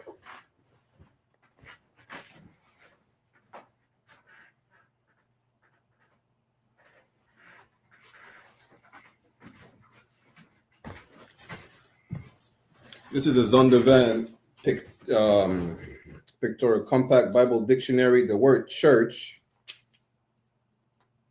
bear with me 1 second, comes from a Greek word. It just means congregation of Israelites. Church, page 111. The English word for church derives from the Greek koiakos, belonging to the Lord, but it stands for another Greek word, ecclesia. There where you get ecclesiastical, denoting an assembly. You understand? If you go around the New Testament, the church that Paul went to, the assembly that he went to of the saints is just Israelites. Saints is those who have the covenant. Only Israelites have the covenant. Christ only died for who? The Israelites. It's throughout the Bible. You understand? Meaning what? Your husband will risk his life for you like Christ risked his life for the church. It don't matter. Listen, we had Proverbs 31 women in slavery. All of them were slaves. They had no paycheck. They didn't even make one figure, talking about making 6 figures, 7 figures. They were not making one figure. and they were Proverbs 31 women, and they were not leaving their husband. Today, sisters are talking about, well, I need to be, I talked to a sister yesterday, she's talking about being an old age woman, an old school sister or whatnot, right? Y'all are not old school sisters. Because you argue with your man talking about leave my house. Your house? Yeah, listen, because he lost his job, you're gonna go find another man. Now that you had your brain surgeries and he's done taking care of you, and now you can walk away from him, you're gonna walk away to another rod. Damn.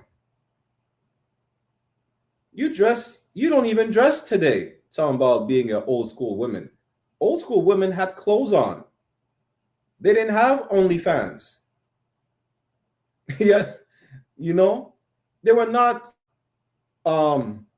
serial killers and walking graves with abortions. SHALAM. They were not walking grave sites, cemeteries. We didn't have to complain. We didn't have no discussion with these old school sisters about there's not enough Latino doctors, there's not enough Black doctors because y'all are aborting all of them. We didn't have these conversations because there was not that much abortion. You understand? That man, he is your defense. Money is a defense, but that man is your protection. I just paraphrased to you earlier, right? Which we're going to get to Ecclesiasticus just now because I have a question in the chat. Where is it? Let me bring these two precepts real quick. Ecclesiasticus 36 and 24. He that getteth a wife beginneth a possession. A man will take care of his possession. He'll make sure a man with a car, his car is his baby. The car is clean. The car is taken care of. The car goes to the garage. The man takes that night. A man, listen, brothers will take care of their shoes like the shoes is their most valuable possession. Brothers will take care of a brother that has a possession that is valued, that has value. He will take care of it and make sure you're good. You look good. You smell good. You taste good. Everything, right? That's not all the money in the world is not going to do that. Y'all are rich and y'all stank. And y'all ugly. And y'all need to go to the gym. Money can't fix that. Some of y'all still look like you bite and y'all making millions of dollars. But the problem is that you worship money, you think money will fix everything. Money cannot find you a man. I think right now she's 60 years old, 65-year-old, talking about she's jumping back in the dating pool. No, man don't give a damn about a rich woman that has money. You probably gonna get used. About you can't find a right man. You had probably that right man that you decided to divorce because you make more money than him. He's irrelevant in the sense where everybody knows you. We've seen you in the movies, right? Nobody knows who he is. I'm talking about irrelevant in that sense. So you're making money. Good. You shouldn't have to worry about nothing if you're a Proverbs 31 woman. You would have never left him if you were truly a Proverbs 31 woman. You were his possession. He could have taken care of you regardless. He's that protection for you. I'm going to show you, especially with the next verse, right? A help like unto himself and a pillar of rest. Yeah, she was not that. She was far. Well, Vivica Fox was far from that. Hey, Shalom, Jalo, Yahweh Shema, Thabashim Yahweh Shai. Vivica Fox was far from a pillar of rest. This brother was probably stressing the hell out. Damn. Verse 25 is the focal point of that. You being his possession. You being taken care of as his possession. Ecclesiasticus chapter 36, verse 25. Where no hedge is. A hedge is like, imagine a small bush. A hedge is like a bush that's as tall as a wall, that's surrounding a property. You understand? Where no hedge is, the hedge that serves as a protection, as a barrier. There the possession is spoiled. You understand? That man is your protection. He's your hedge. You're his possession. He protects you. You're supposed to be under his wing. He covers you when it snows, when it rains, right? When it's hailing outside. He protects you from the elements. He protects you by telling you, put some clothes on. because we know how it is dangerous in the world. We know how lawless these heathens are. They don't have decorum. They don't have morals. And our brothers who follow the heathens looking at you like a piece of meat in a butcher shop. Pause. Salakia. You get me? Looking at you like they're hungry predators and scavengers. I'm trying to protect you, from the eyes of this wicked world, from the ways of this wicked world. Maybe you should not listen to this stupid female dog that you listen to on the podcast. She's clouding your brain. Maybe she says some dumb stuff. Maybe you should not watch this. Maybe you should not listen to this music. I'm not telling you be a tyrant to your woman, but this is the example, right?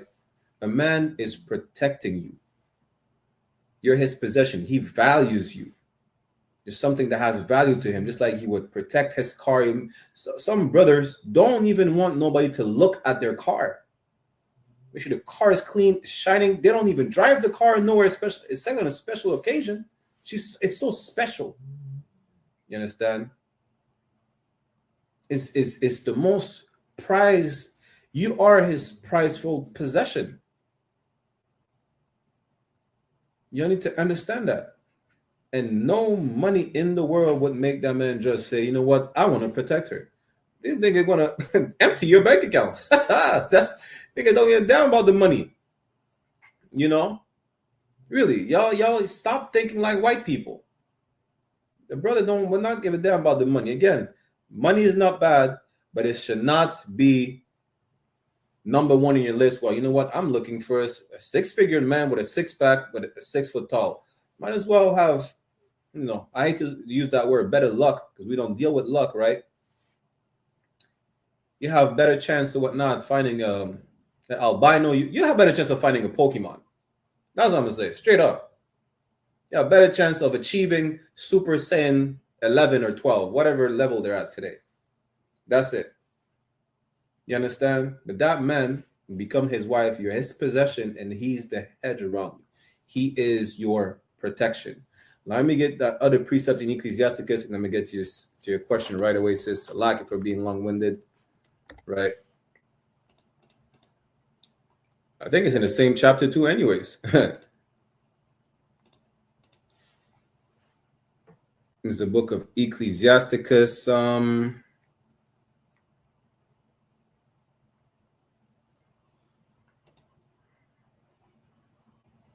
Ecclesiasticus chapter 25. Let's go to verse 17. What I tell y'all about Vivica Fox. Let's pull her face real quick again, right? Let's pull her face real quick. This is the problem with y'all wicked monsters. You become ugly, and not just in spirit. This is Vivica Fox. Let me see if I can find a picture of before and after, and you'll get why I'm pulling that precept up, right?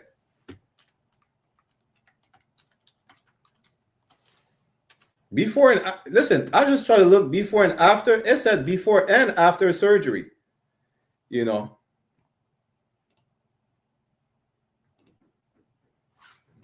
Damn, listen, you see it right here. The sister says she looks swollen. she looks like she lives in a beehive. She got beef with the bees and the wasps and the hornets. That's what she looks like today. Rebecca Fox was a beautiful sister, in the face and everything. Damn, she damn looked like a darker and fatter Lil' Kim, which is the same. Listen, the same applies to her too. Y'all, wickedness is literally changing your face. Ecclesiasticus chapter 25, verse 17. The wickedness of a woman changeth her face. The Bible was written thousands of years before my parents conceived me. Right? I don't even think she has kids, and that's even crazier. She's 65, 69-year-old. Listen, nothing is impossible, though, sis. Sarah had a kid at 90-year-old, but she was not a wicked monster, though. She didn't look like a plum. Damn, I'm stupid. The point is this, right? You wicked woman, it shows in your face, in your expression. It shows in her face, her wickedness, right? We read earlier, Proverbs 31 and 12. A Virtuous woman will do good and not evil to her man all of the days in her life. Look at how evil she looks. The evil she done to her men, leaving him. And she's not the only one. There's a bunch of them. Whether you leave your man, whether you're a prostitute, whether you're a drug addict, it don't matter the evil. It don't matter the wickedness. Ecclesiasticus 25:17. The wickedness of a woman changed her face and darkened her countenance like sackcloth. That's damn. If I put her side to side to Lil Kim, you could just tell one is darker than the other, and that's it. They all look swollen. They both look swollen. They both look like they lost a fight with a beehive. That is diabolical. She was fine as hell. I ain't gonna hold you. Right? But now the sister asked a question, Salakia. Let me scroll back up a bit.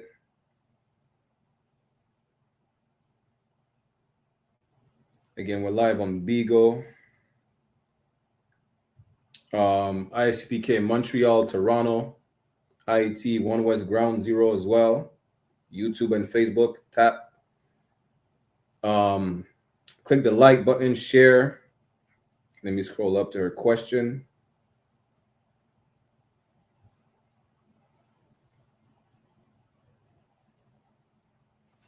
Ecclesiasticus 25:26. Let me see what it says. Bear with me.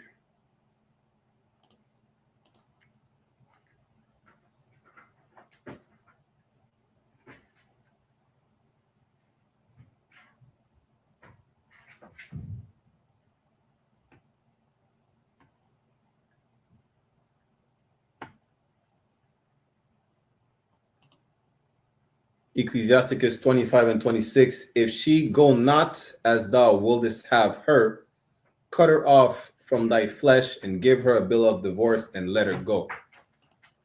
You know what? I'm gonna have to get back to you. I'll probably ask that question in General Mahaiman's class, which will start in 15 minutes, right? To get the proper breakdown, because I'm not gonna make up a breakdown based on my own understanding. You always want to go to the men above you, right? So we'll keep that question for General Mahaiman's class, which will be in the next 15 minutes. You understand?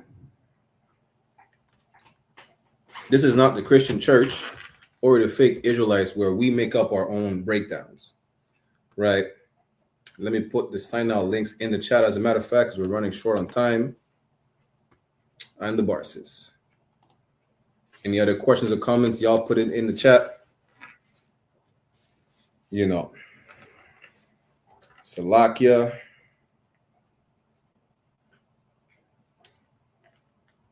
Let me go to the book of Tobit, chapter 2. As we're in the Apocrypha, before we click the class, Tobit chapter 2 is a perfect example of a virtuous woman.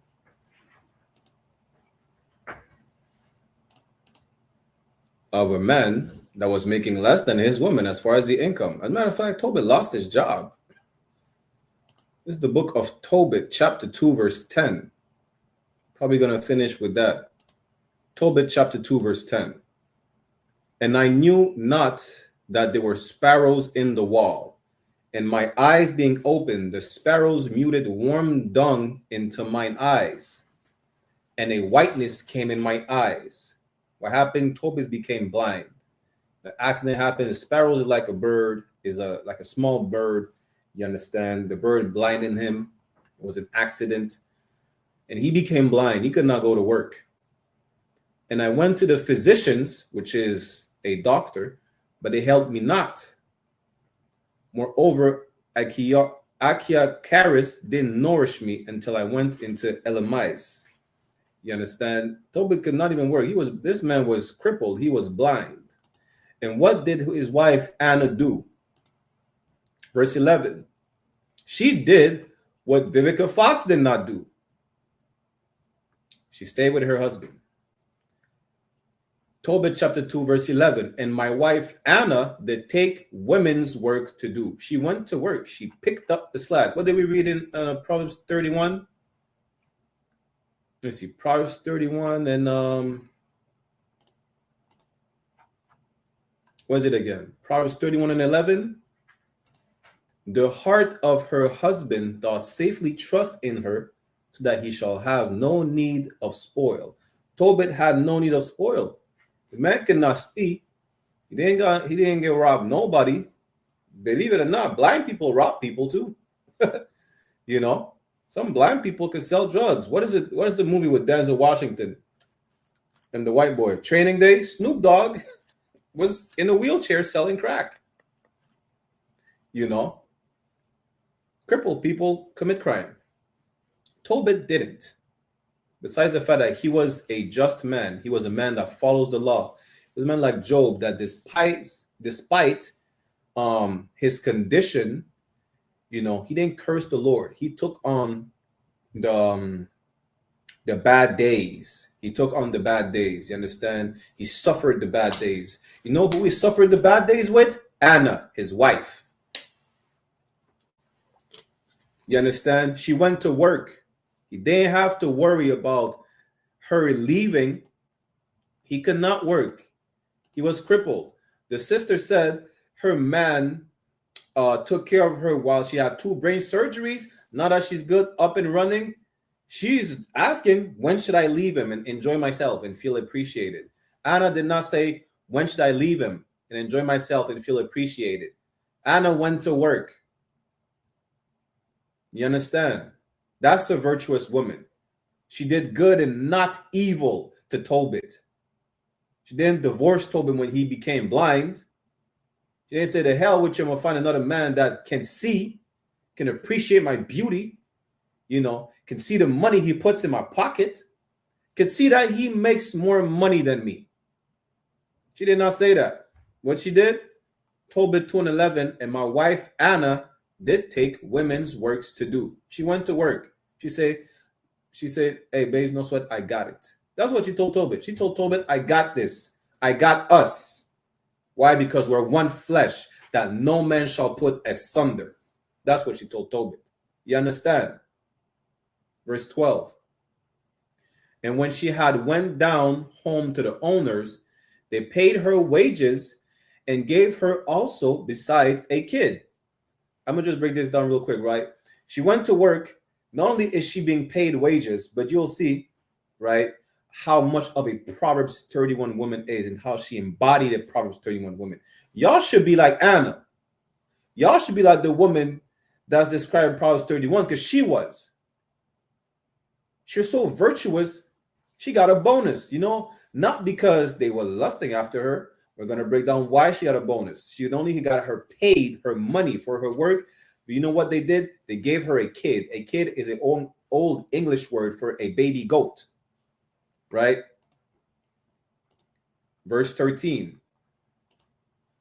And when it was in my house and began to cry, I said unto her, because he's blind. He don't know she brought back a baby goat, right?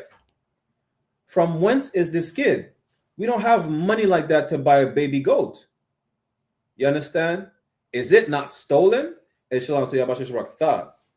You know, Tobit is like, yo, we don't have money like that to buy baby goats. I lost my job.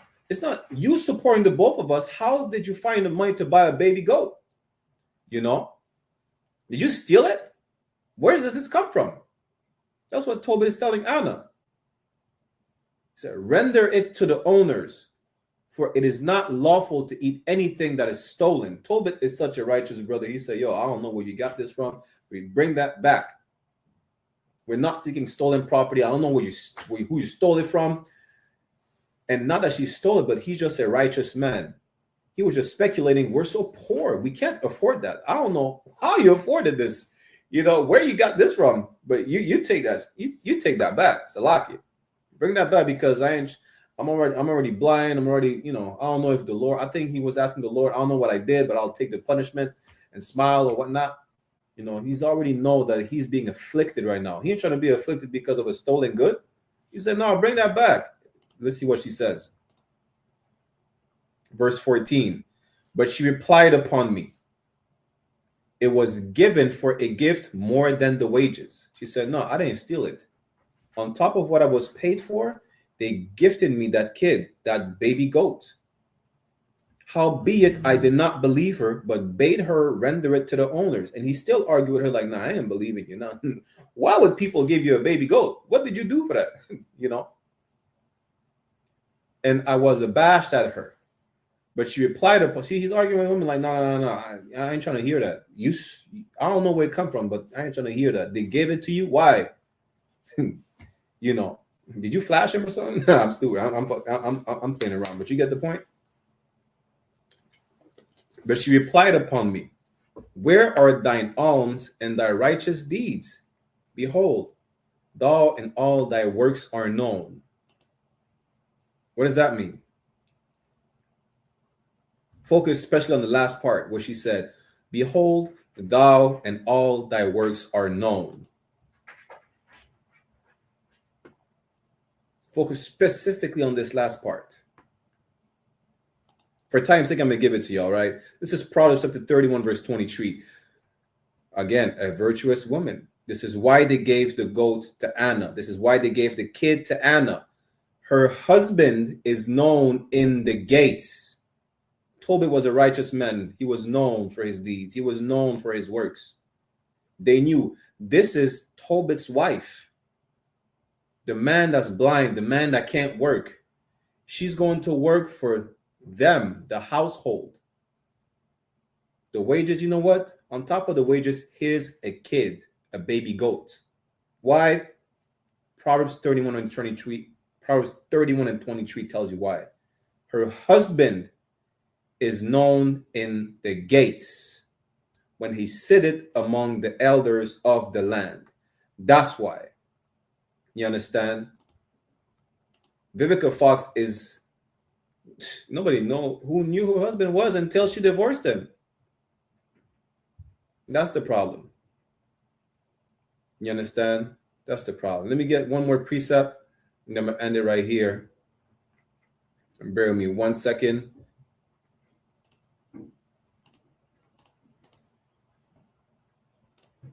Salakia. This is going to be Proverbs chapter 31.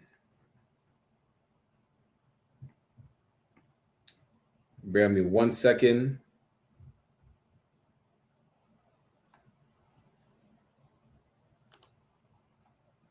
And 28.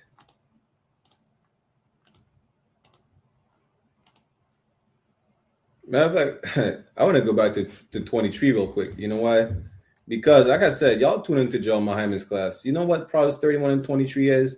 Proverbs chapter 31, verse 23 is when a sister is so amazing and she does the deed of the Lord. You understand? She does the work of the Lord. She cooks for the feast days and whatnot. It is so amazing. She answers a good question in class. She asks a question in class. You know what Joel Muhammad says?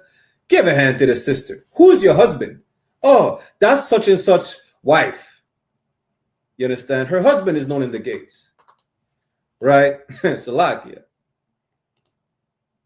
Proverbs chapter 31, verse 20. We're going to end this with this. Her children arise up and call her blessed. Your children brag about you. Why? Because you're the best mom in the world. Vivica Fox, I don't even know if she has any kids. She probably, hey, Lord be with her. That's all I got to say. But you're the best mom. Your kids are like, yo, I have the best mom. You know, she cooks. She makes sure I look good. She makes sure my hair is all right. You know, she makes sure. Listen, she's not oppressive. Like, I see these kids with their moms getting nights. I feel bad for them. My mom is the best. My mom doesn't have an OnlyFans. I do not get bullied at school because my mom has an OnlyFans and everybody is teasing me and whatnot. Your kids are getting up and saying that, you know, my mom is blessed. She's not a whore. I never see my mom in a bikini. I don't know what a bikini looks like on my mom because my mom is not a whore. She don't walk half naked in front of us. You brag about your mom, unlike all y'all kids whose mom have an OnlyFans. That's how you get your PS5, just so y'all know. That's how you get your Christmas gift. Because your mom is a whore, and you don't get up and say she's blessed. You cry because she was not taught right, and she worships money. She worships the white man. She's not a Proverbs 31 woman, right?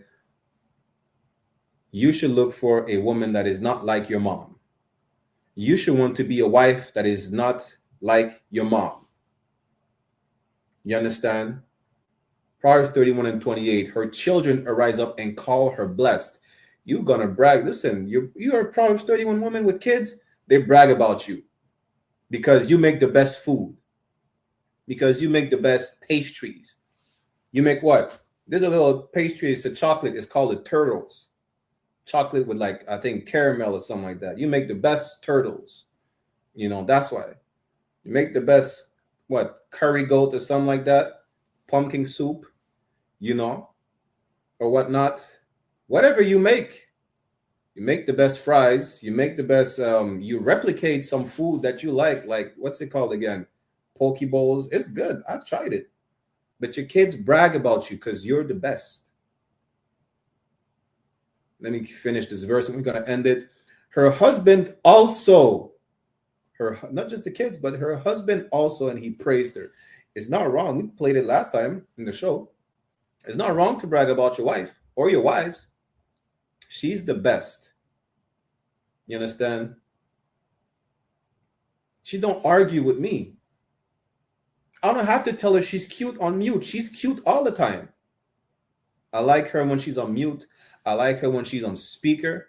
I like her in my earbud. I like her in my head. I like her when she's quiet. I like her when she's murmuring, when she's whispering, I like her when she yells. I like her when she has attitude. Some of y'all are weird like that. Y'all like that. Y'all, that's y'all fetish. You know, you like that. You know, but we're not gonna speak on that. The point is, your husband brag about you. Jokes aside.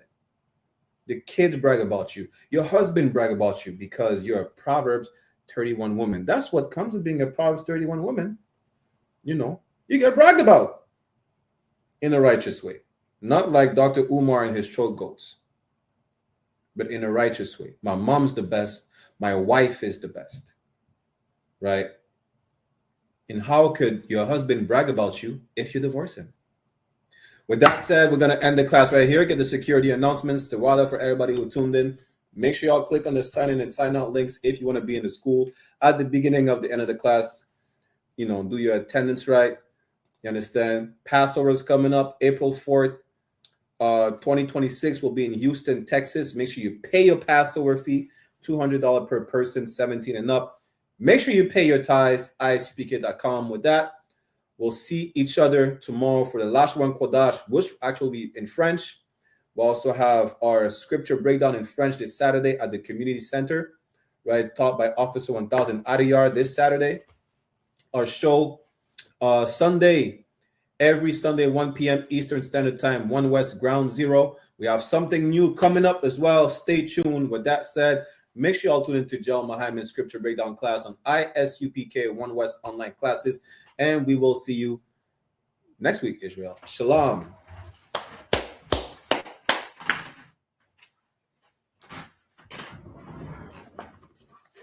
This is the I.S.U.P.K. security announcements. Salakia. I.S.U.P.K. security announcements. You are the I.S.U.P.K., the Israelite School of Universal and Practical Knowledge. Started out at 1 West 125th Street, Harlem, New York, under Commanding General YAHANNA. Rule for new brother and sister. When a new brother or sister comes into school, they are off limits for 6 months. They're to be saluted only. They're here to shed themselves of the world. If they need transportation, the teacher will arrange it. After 6 months, if a brother or sister has an interest in a particular person, he or she must get permission from the head to speak to a brother or sister. There is another 6 months in which the brother and sister will court each other. After the 6 months period, the brother and sister will get permission from the head to marry. Tithes, which is a commandment. Numbers chapter 18, verse 21, and Malachi chapter 3, verse 8 to 10 means 10th in the Hebrew. Ma'ashara. 10% of every penny of any increase the Lord gives you, give to the Treasury Department or teacher. Priest fund, free will offering for priests, not mandatory, whatsoever amount you would like. Upcoming Holy Convocation, we have the memorial for Purim, which is the 14th day and the 15th day of the 12th month, which is Monday, the 2nd of March, and Tuesday, the 3rd of March, 2026, which is next Monday and Tuesday. You can read more about it in the book of Esther, chapter 9, verse 20 to 31. Reminder to all Akim wa Akwatian, the brothers and sisters, to check the bulletin board in the hallway of their school. They have a physical location, If anyone wants to be a trooper in the school, to start wearing all black, boots, shirt, pants, headband, and scarf. With that, so I give a courtesy salute to the brothers, as well as a courtesy salute to the sisters. Mina visual imajim, which means to stand. We'll give a courtesy salute to the brothers. Mina visual imajim Shabbat. Imajim, Barak, Yahweh Bahashem Yahweh Shai Barakatham, meaning Yahweh, in the name of Yahweh Shai, bless y'all. Yad Jamata means hands down. Sar, which means to turn and face the sisters. We'll give them a courtesy salute as well. Mina visual imajim Shabbat. Imajim, Barak, Yahweh Shamar, Alatan Bahashem Yahweh Shai, meaning Yahweh, watch over y'all in the name of Yahweh Shai. Yad Jamata means hands down. Class dismissed.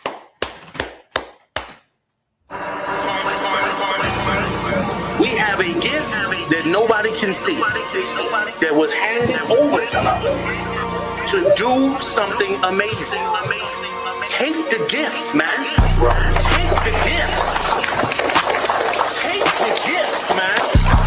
And let the Most High work in you to do something you have never believed. I ain't even impressed what you expect. You see this shit? Hold on, there's one West on my chest. One West world, that's it. Fuck a street code, let a priest law. No stain, great Dane with the leash off. I ain't nothing of this world, I need a respawn. I just know they wish that I would stop, but I keep going.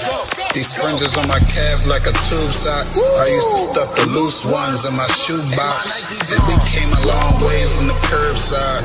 Now we looking from the top from a bird eye. And I can't leave my brother on the battlefield. Lord, let the hell rain, we gon' see who real. And you know they gon' hate when they see a plate. So imagine what they doing for $250,000. And we really the only ones going to war. You niggas just be talking like y'all won the war. I made love to this truth and there's no divorce. My Spanish mommy call me Poppy like a corner store. Let me show you how to do it. Said he living by the word, I think it's time he proved. I think you better use your head before you fucking lose it. And say the acting for the camera, this is not a movie. I pray to God I don't fall off. I ain't nothing like y'all. Niggas think they slime, cut their head off a python. Blame me for my outlook, never counted the lookouts. The world said I wasn't shit, but look at how I turned out. Not so bad, huh? Why you mad, huh? We go hard, but go harder for the have-not. Listen, when that oil hit your leg, then you can't stop. Your feet better hit the ground running, this shit bedrock. Man, we tried to put him on, but he sleep. Waking up the people, that's the job for a priest. Hopped out the wheel, fringes swinging like a pendulum. You heard of the tribes, where the fuck you think they get it from? Look, I'm a soldier, get the order, then I get it done. Got some big shit to split the water, make these niggas run. Why you hurt? If I told the truth, then I showed you love. Let me prove it, wanna move right, let me show you how to do it. Let me show you how to do it. Said he living by the word, I think it's time he proved. I think you better use your head before you fucking lose it. And say the acting for the camera, this is not a movie. Don't step over the line though. Everybody, anybody, it's up for everybody. And that's not even, I got bigger fish to fry. I got people to say it. I ain't even on a rap, so I already beat the rap shit.